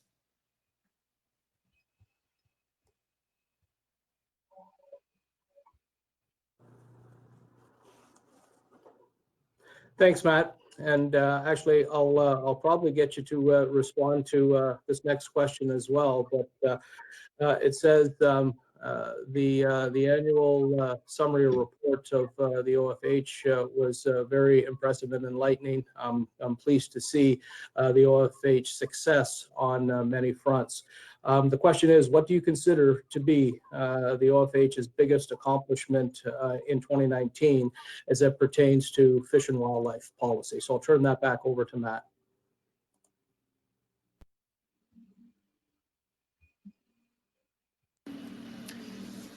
Thanks for the question. And so that's a really tough question to answer.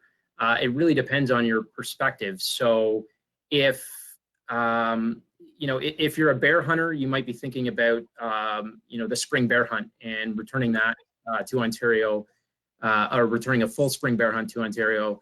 If you're a deer or a moose or an elk hunter, you might be thinking our work on chronic wasting disease and hosting a conference that really started a movement here in Ontario and across Canada to bring people together to talk about CWD.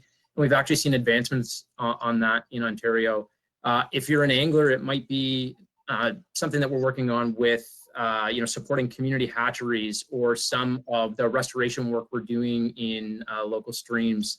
If you're a turkey hunter, it might be our work to try and find additional fall turkey hunting opportunities.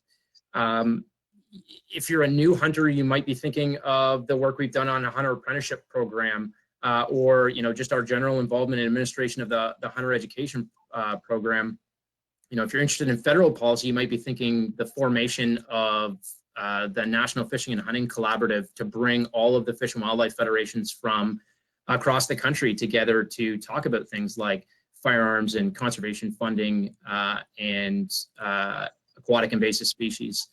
And so really, I don't know how to summarize it for an individual, because it really depends on what your interests are. But I think that if you look at what the Federation has done as a whole, you look at all of those things together, there's definitely something for everyone. And generally, most people find many things that we're working on to be a big part of their hunting and fishing future.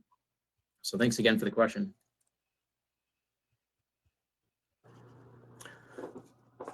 Thanks, Matt. A question here, which I believe I'll direct to Brian McCrae. And the question is, Brian, I live and hunt in Wildlife Management Unit 80 and would like to be able to hunt on Sundays. Is this something that you can help us with?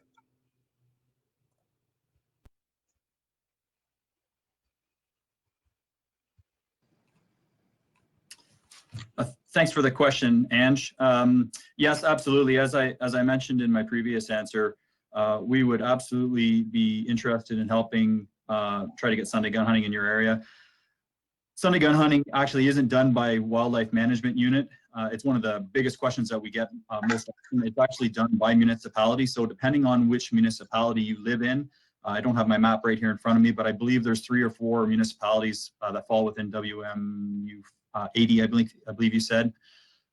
So please reach out to us and we can have a telephone conversation, but the OFAH would absolutely assist you, work with you, and work with the municipality, make a presentation to council, etc. But without really knowing whereabouts you are, I would ask that you contact us with some more information. With that, I'll pass it back over to Anne.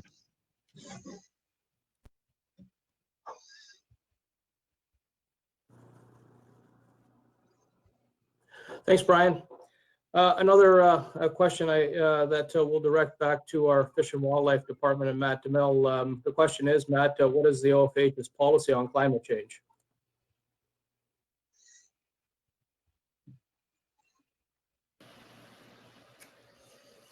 Thanks for the question.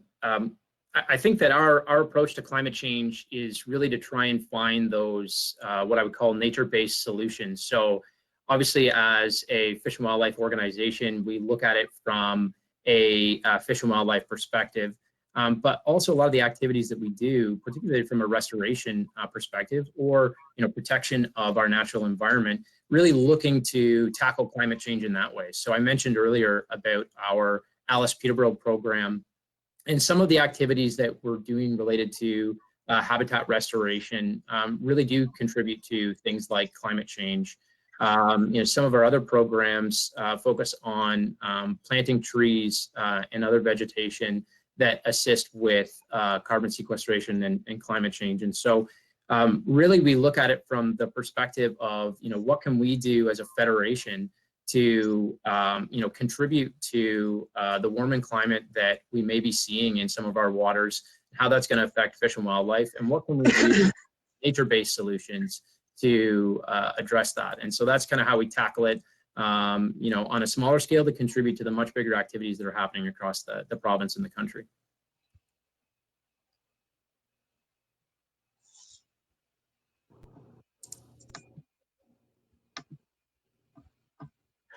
Thanks, Matt. I think there's a question here regarding the current state as it pertains to COVID, and the question is, if in September we're still restricted to gathering size, is there a backup plan to hold subsequent OFH meetings, elections, etc.? And the answer to that is yes. Tonight is a prime example on how we can address the business at hand, doing it remotely.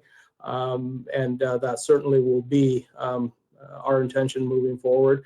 We still have to conduct the business. I know these are unprecedented times and things are difficult, but we can't stop doing what we need to do, not only on the governance side of things, but also what we need to do to satisfy the needs and wants of our membership base. So the answer to that question is yes, we will be having discussions in the next little while with the executive committee as well. We'll be discussing this with the full board, looking at all options on how we best move forward to conduct the business of the organization during these tough times. So thank you for the question.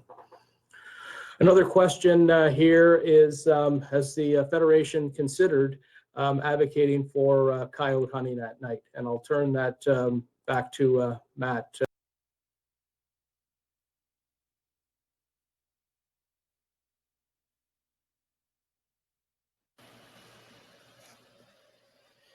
There's a number of discussions that happen related to hunting at night and using firearms at night. And I think that those discussions are ongoing. I think that there's a lot of different ways that people have asked us to consider the policies associated with having firearms at night. There's related to tracking harvested game. There are conversations related to what's available now, which is hunting raccoons at night, things like predator hunting, as you've asked about.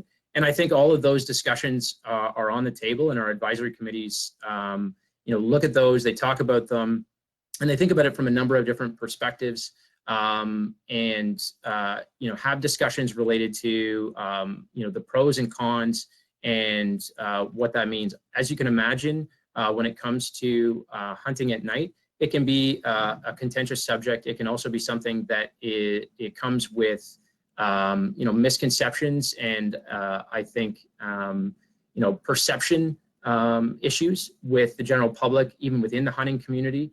And so it's something that we need to carefully consider as we look at these things. And so I think these are ongoing things that we need to seriously look at. We want to look at all possible opportunities, but we want to make sure that those opportunities make sense for not only the Federation and our conversations about them, but also the hunting community at large. And so those are things that we will continue to look at.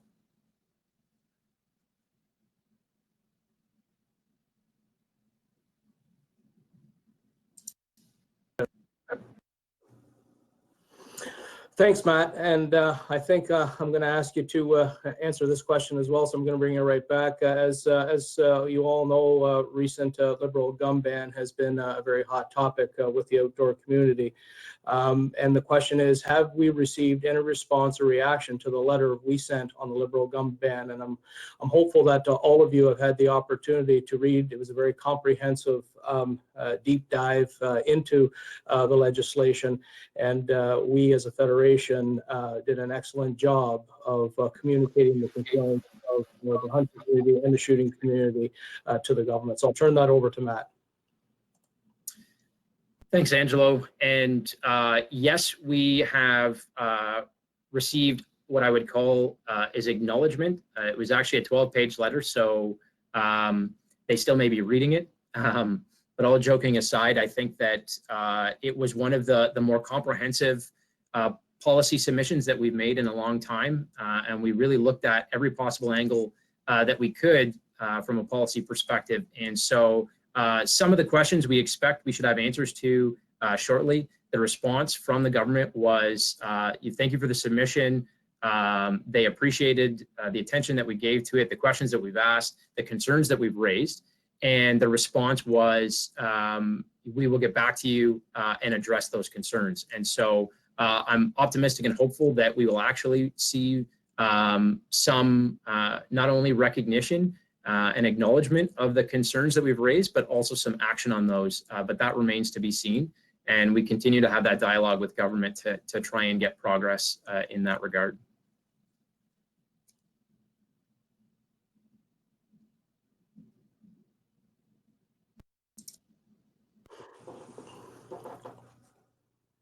We have a question regarding access, and the question is, is there any indication on when roads will be decommissioned, and can we have some prior knowledge prior to those roads being decommissioned? And I can turn that back.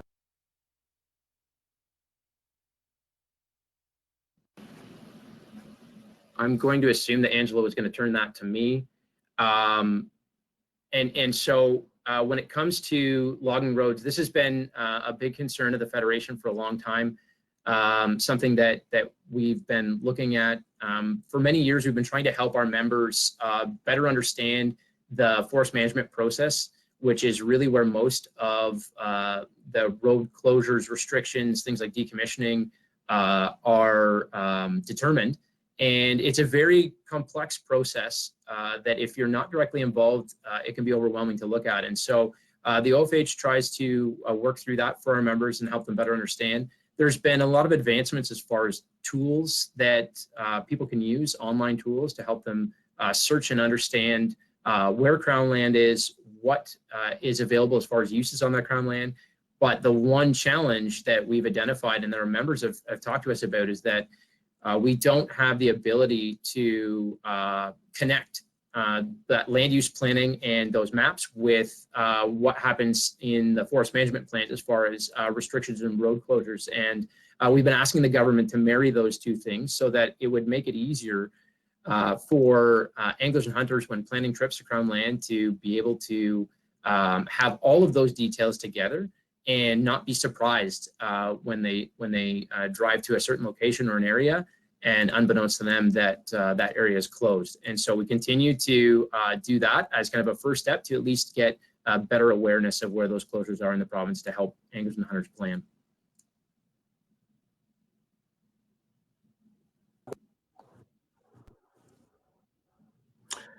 Thanks, Matt.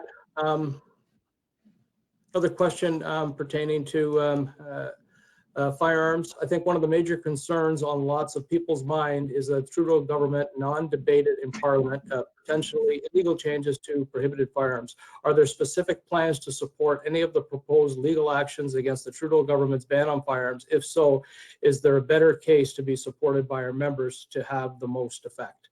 And I'll turn that back over to Matt.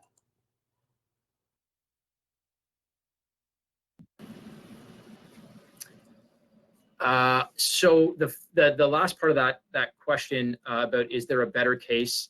I can't answer that. I'm not a lawyer. I don't know the ins and outs of all of the cases. There's many going on right now, groups, individuals, businesses across Canada, and they're all different and they're all looking at it from a different angle. And so I can't really speak to the merit of any of those cases. Your other question about what OFAH will do related to legal action. The OFAH doesn't have any plans to launch legal action ourselves. We've been approached by a number of those seeking judicial review for various aspects related to these prohibitions on firearms. And so we're looking at those and we're considering what our role could be in a capacity to serve to provide our expertise and knowledge as it relates to the policy behind firearms, as it relates to how firearms are used in hunting. Those seem to be the things that people are really looking to us to provide some expert opinion on in those legal proceedings. And so we have a number of different things on the table as it relates to firearms and legal action. And we're looking at all those now to figure out what the best course of action is for the Federation. But no, I can't advise you on what's the best case to support.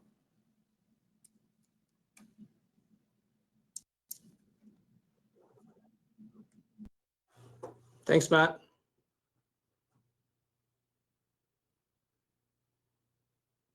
Do we have any more questions? We have a few more minutes to take questions as our time is quickly coming to an end.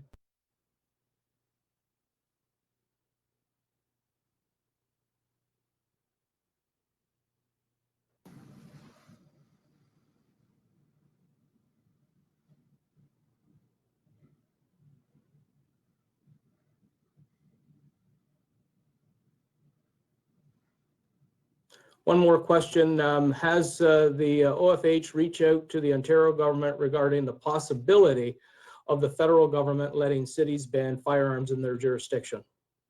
And I'll turn things back over to Matt.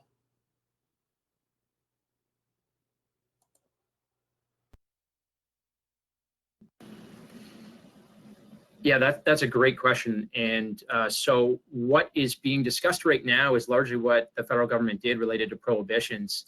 But we do know that there were a number of other kind of priorities that the government laid out in their mandate related to firearms, and lots of discussion has been had over the last couple of years. And one of those is allowing municipalities to ban firearms. In particular, it's been talked about handguns. And so yes, we have reached out to the province and we've talked to them. The Premier and others have been very outspoken about how they want to tackle crime and gangs and gun violence. And it's been very supportive of taking the approach of looking past responsible firearms owners and looking to some of the other things that are happening and need to be done related to policing and other factors that can help contribute to some of the concerns. And so we've had those discussions, not in incredibly formal way at this point, but we're also looking at what other jurisdictions are doing. A number of other provinces are taking action, preventative and proactive action to take responsibility away from municipalities and use that power themselves to determine, what happens or who can determine what happens with firearms in municipalities. And so we're really looking at those right now. And once we have a handle on what's happening and what's being done out there, that'll give us a really good platform to then go and talk to the province about what we might be able to do and see in Ontario.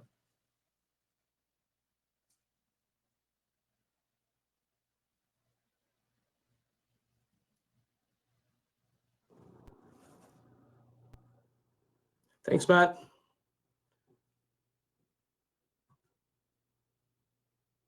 Do we have any further questions? Oh, we do. We would ask Brian McRae to perhaps explain insurance coverage that comes with an OFH membership. So I can turn that over to Brian, please.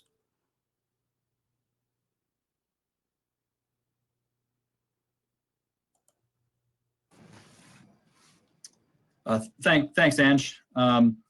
As we know, the OFAH, one of the OFAH's primary member benefits is the $5 million excess personal public liability insurance coverage that comes with all memberships. This essentially is a third-party bodily injury or property damage insurance policy that will cover our members while engaged in activities like fishing, hunting, non-commercial trapping, conservation work, or recreational shooting.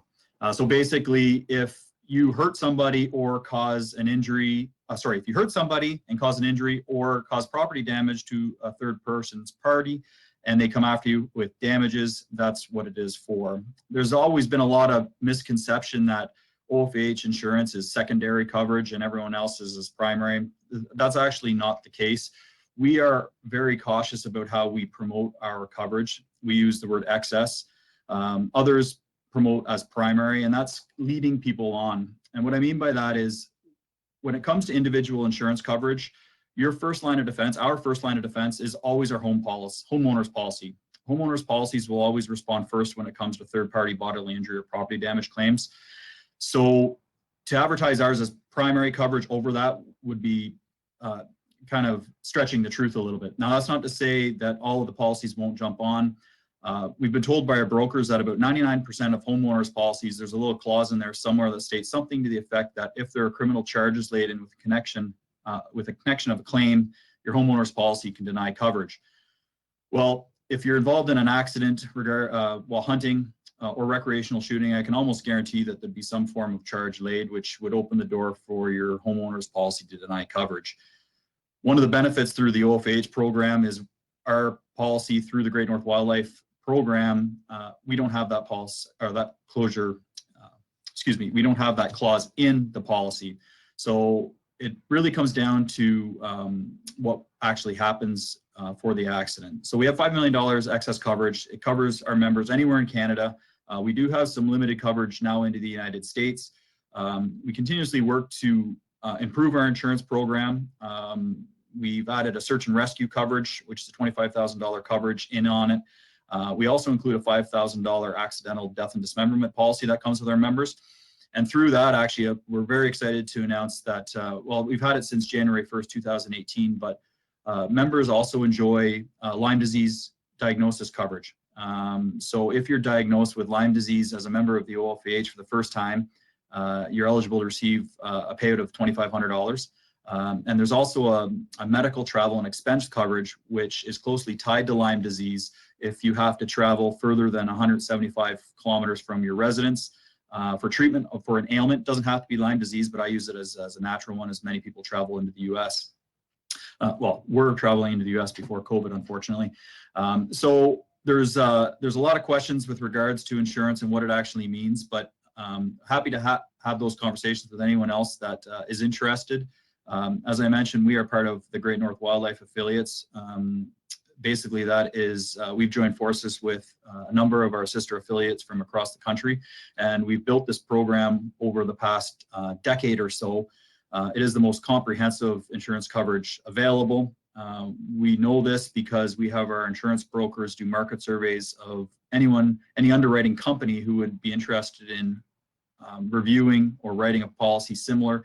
And every time we do that survey, or our insurance company does that survey, excuse me, the answer is always the same, that no one's interested, or if they are interested, the rates are considerably higher. So we continuously try to add to our program. The search and rescue coverage is a great example of a member who wrote into us and said that would be a great addition to it. We always are, we encourage our members, if they have ideas, to please forward them to us. And again, if anyone has any specific questions about coverage, don't hesitate to reach out to us at the office. And if we don't have the answers, we will get them for you from our insurance brokers. Hope that answers the question, and I'll pass it back to Ange.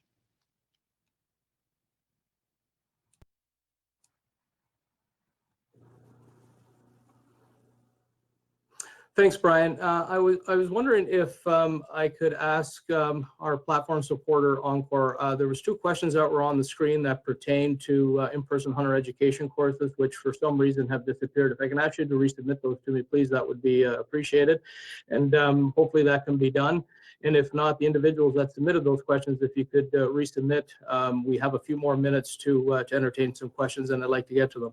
While we're waiting for that, there is a question pertaining to zone meetings, and the question is, are you planning to hold zone meetings virtually? Obviously, the current state of affairs will limit the number of people that are in attendance to a meeting, and how long this goes on for is still to be determined. What I certainly do suggest to zone chairs is to explore the opportunities for virtual meetings. As you can see by this meeting this evening, we even had a board meeting that was done through conference call. You can achieve great things. We just need to be prepared to step, perhaps in some cases, just a little bit out of our comfort zone. But I think holding virtual meetings is something that certainly needs to be explored by all zones. I also do believe that you will have the opportunity to engage more people. Obviously, time is very precious to a lot of people, and not having to travel to a meeting and doing it from the luxury of their home is certainly a benefit. So I encourage all zones to look at virtual platforms for their zone meetings, and we have excellent resources, not only internally, but as well as through members of our board of directors, to provide you with some advice and perhaps even some training on how you can hold virtual zone meetings. So thanks for the question.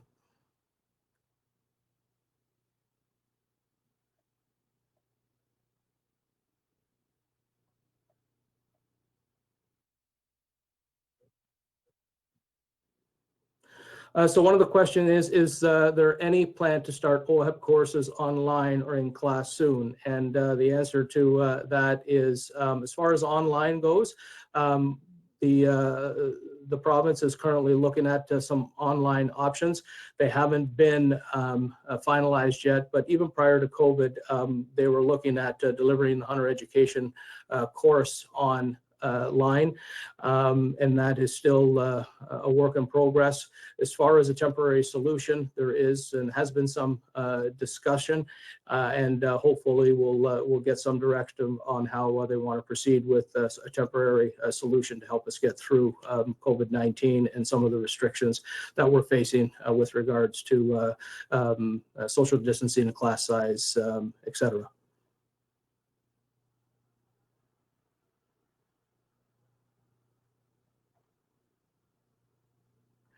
And there's another question, and I believe I've answered it, but to build on a previous question, the province is entering into stage 2 of opening the economy with things like haircuts, etc. Are there options to start talking about OHEP classroom courses? And the answer to that is we've had some preliminary discussions. We are still waiting on a directive from the government. As you know, we administer the program in partnership with the Ministry of Natural Resources and Forestry. We'll wait to get direction from them on how they want to proceed, and as soon as we receive that, we will certainly be reaching out to the instructors across the province to give them the most up-to-date information.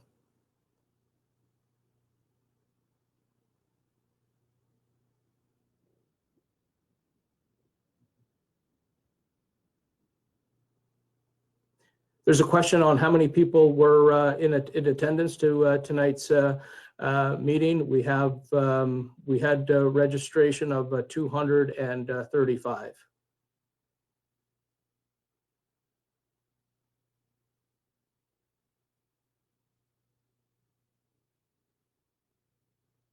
Another question regarding it says further to online meeting question, did the meeting tonight surpass regular meeting attendance? And the question to that is yes, definitely. Not only did it surpass previous meetings, but it was nice to see we had many new people join the meeting. We had lots of returning people that have attended AGMs for many, many years, but we also had some new members that this is their first AGM experience. We understand that time is precious, and we know that for some, travel is restrictive and they can't make these meetings. Having an online platform certainly does open things up to more OFH members from right across the province. So again, thanks to all those that have joined us and those individuals that have been part of the AGM process for many years. But more importantly, thank you to all the new folks that have joined us here this evening.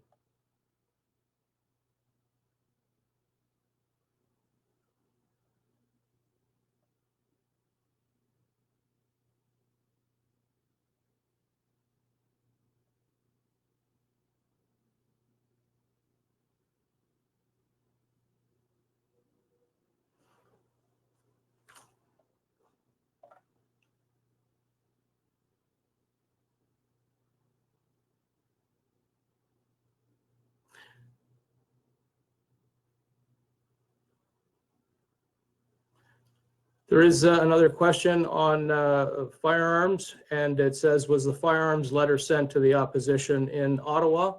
Our firearms letter submission to Minister Blair, I assume that that's what is referenced, so I will turn that over to Matt.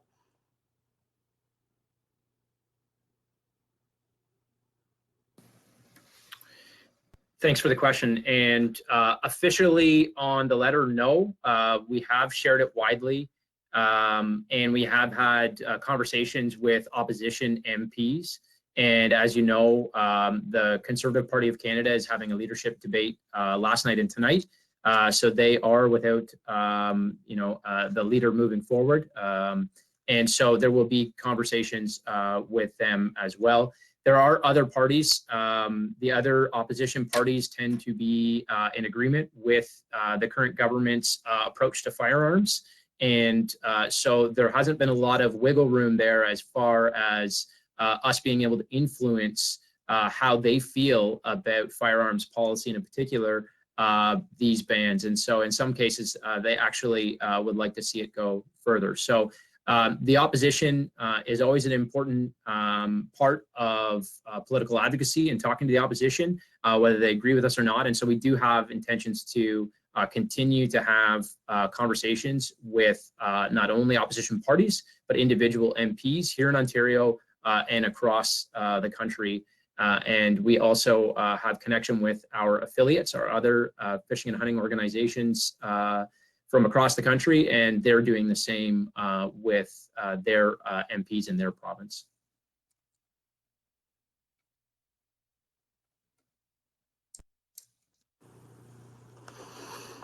Thanks, Matt.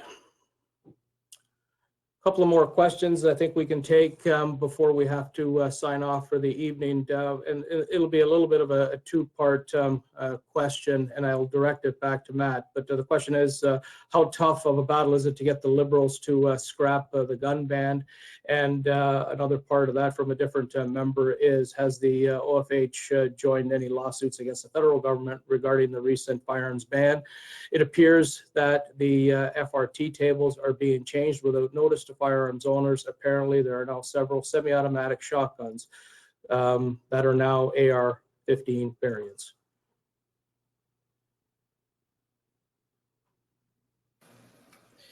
Thanks for the questions, Ange. And so there's a lot there to unpack, and we could probably talk about firearms all night if we wanted to. I think that the first question about scrapping what the federal government has done, I think it is a long shot. I think it's something that would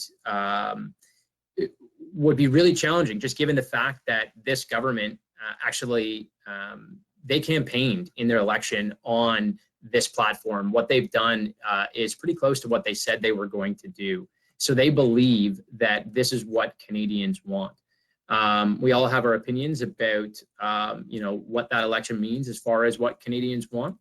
But for that reason alone, I think it would be very challenging, and I'm not optimistic that this government's going to walk away from what they've done.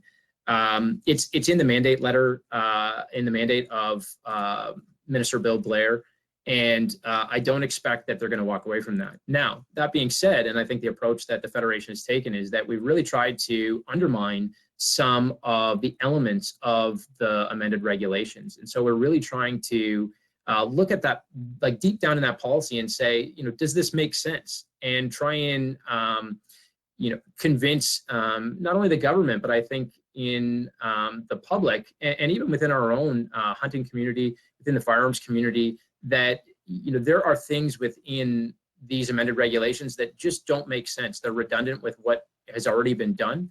And so we're really looking to say, okay, to even achieve what the government wanted to do in their campaign promises and their mandate, did they need to go that far? Did they need to do what they've done? And does it even make sense? And so we're really trying to look at that and say, from a policy perspective, no, it doesn't make sense. And really, instead of saying you need to scrap this, we're saying here's why it doesn't make sense to have these regulations and why you would need to scrap them. And anything we can do to try and claw back some of that ground that has been lost with those amended regulations is something that we need to try and do.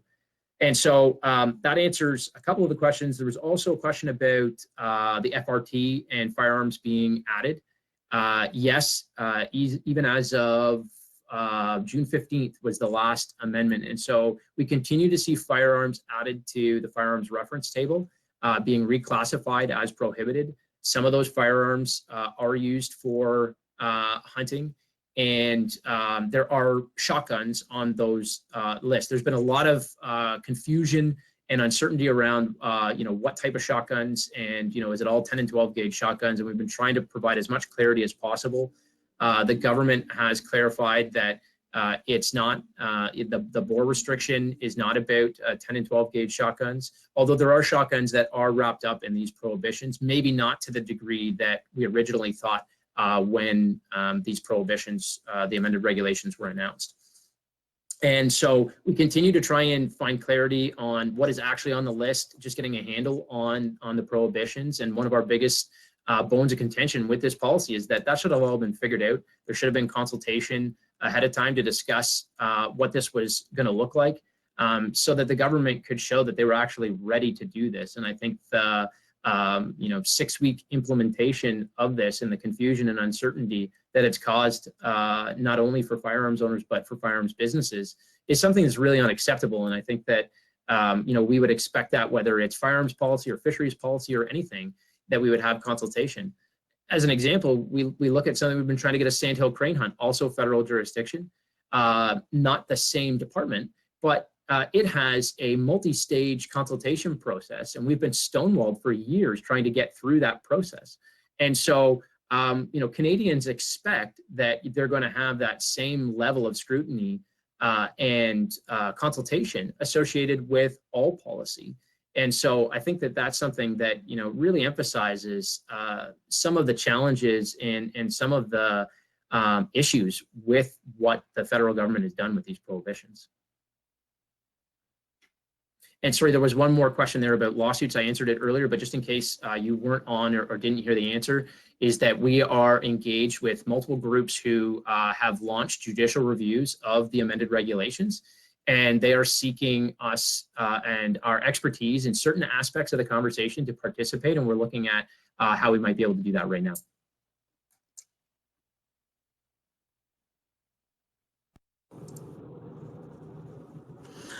Thanks, Matt. And I think we have time for one more question before we wrap up for the evening. And the question is, Alberta is passing legislation to block the federal attempt to bypass them with municipalities. Is the OFAH lobbying for the same in Ontario? And I'll turn that back over to Matt for one last question this evening. Thank you, Angelo, and thank you for the question.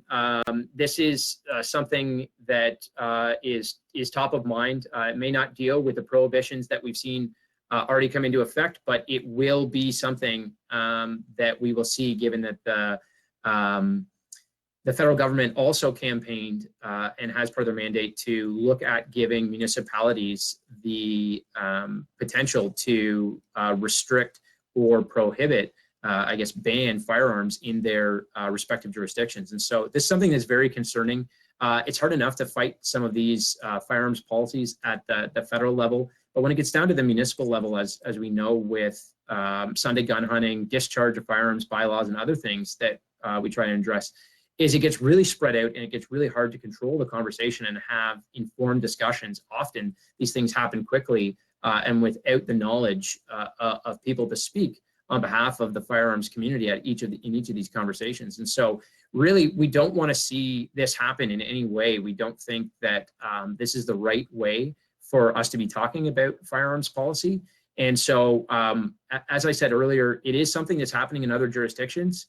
Many jurisdictions are actually talking about this. And this is one of our number one priorities moving forward, is to look at what these other jurisdictions are doing, look at Ontario, and try and work with the provincial government to try and get involved in this conversation and prevent really this disjointed conversation across the province in municipal chambers about what we're doing. And so this is one of the benefits of us working with our affiliates and our partners under the National Fishing and Hunting Collaborative that Angelo spoke about earlier.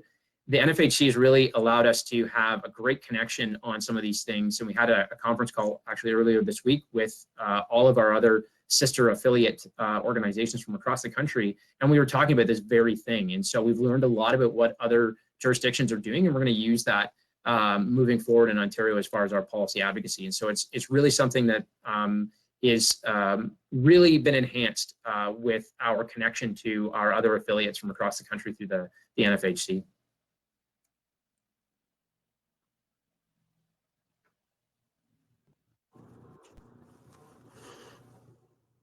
Thanks for that, Matt. And unfortunately, we are running short on time. There are quite a few more questions in the queue, and we have them. We will respond back to you in writing through formal communication or email, or we'll have our staff contact you to discuss some of your questions in details. I just want to take this opportunity before I turn things back over to our president, Rob Hare, for closing remarks, to thank each and every one of you for taking time out of your schedule to join us here this evening. We certainly appreciated the opportunity to field and answer your questions.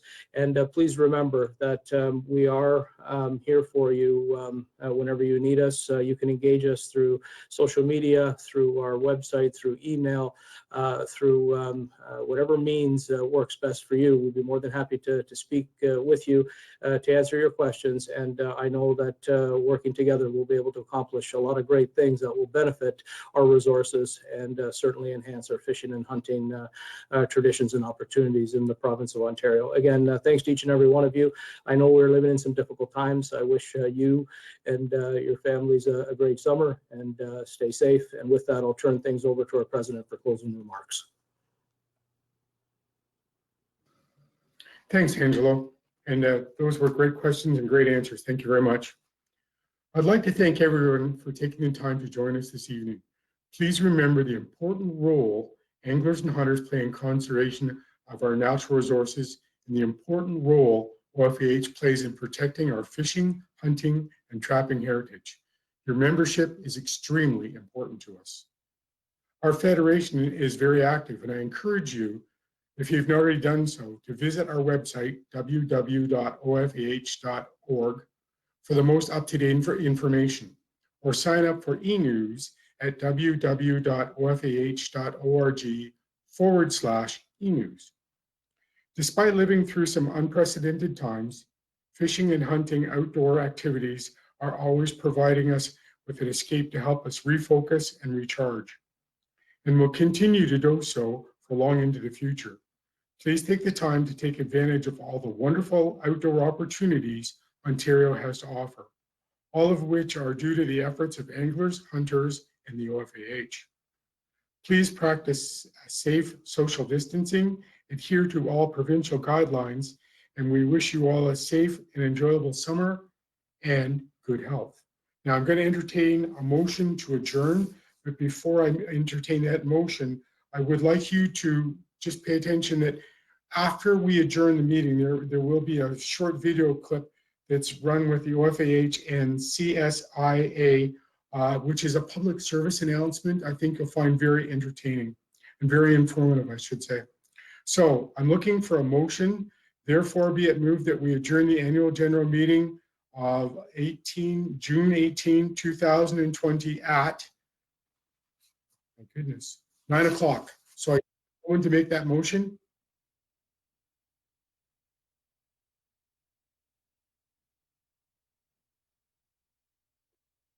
Okay, Raymond, you've made the motion and we're good there. Thank you. Thank you all for joining us. Thank you again.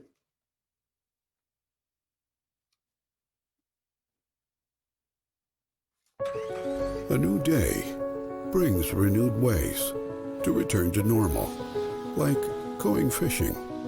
It's a fact that fishing is good for your mental and physical health, and we could all use some of that right now. When you go fishing, please be responsible. Try to fish close to home.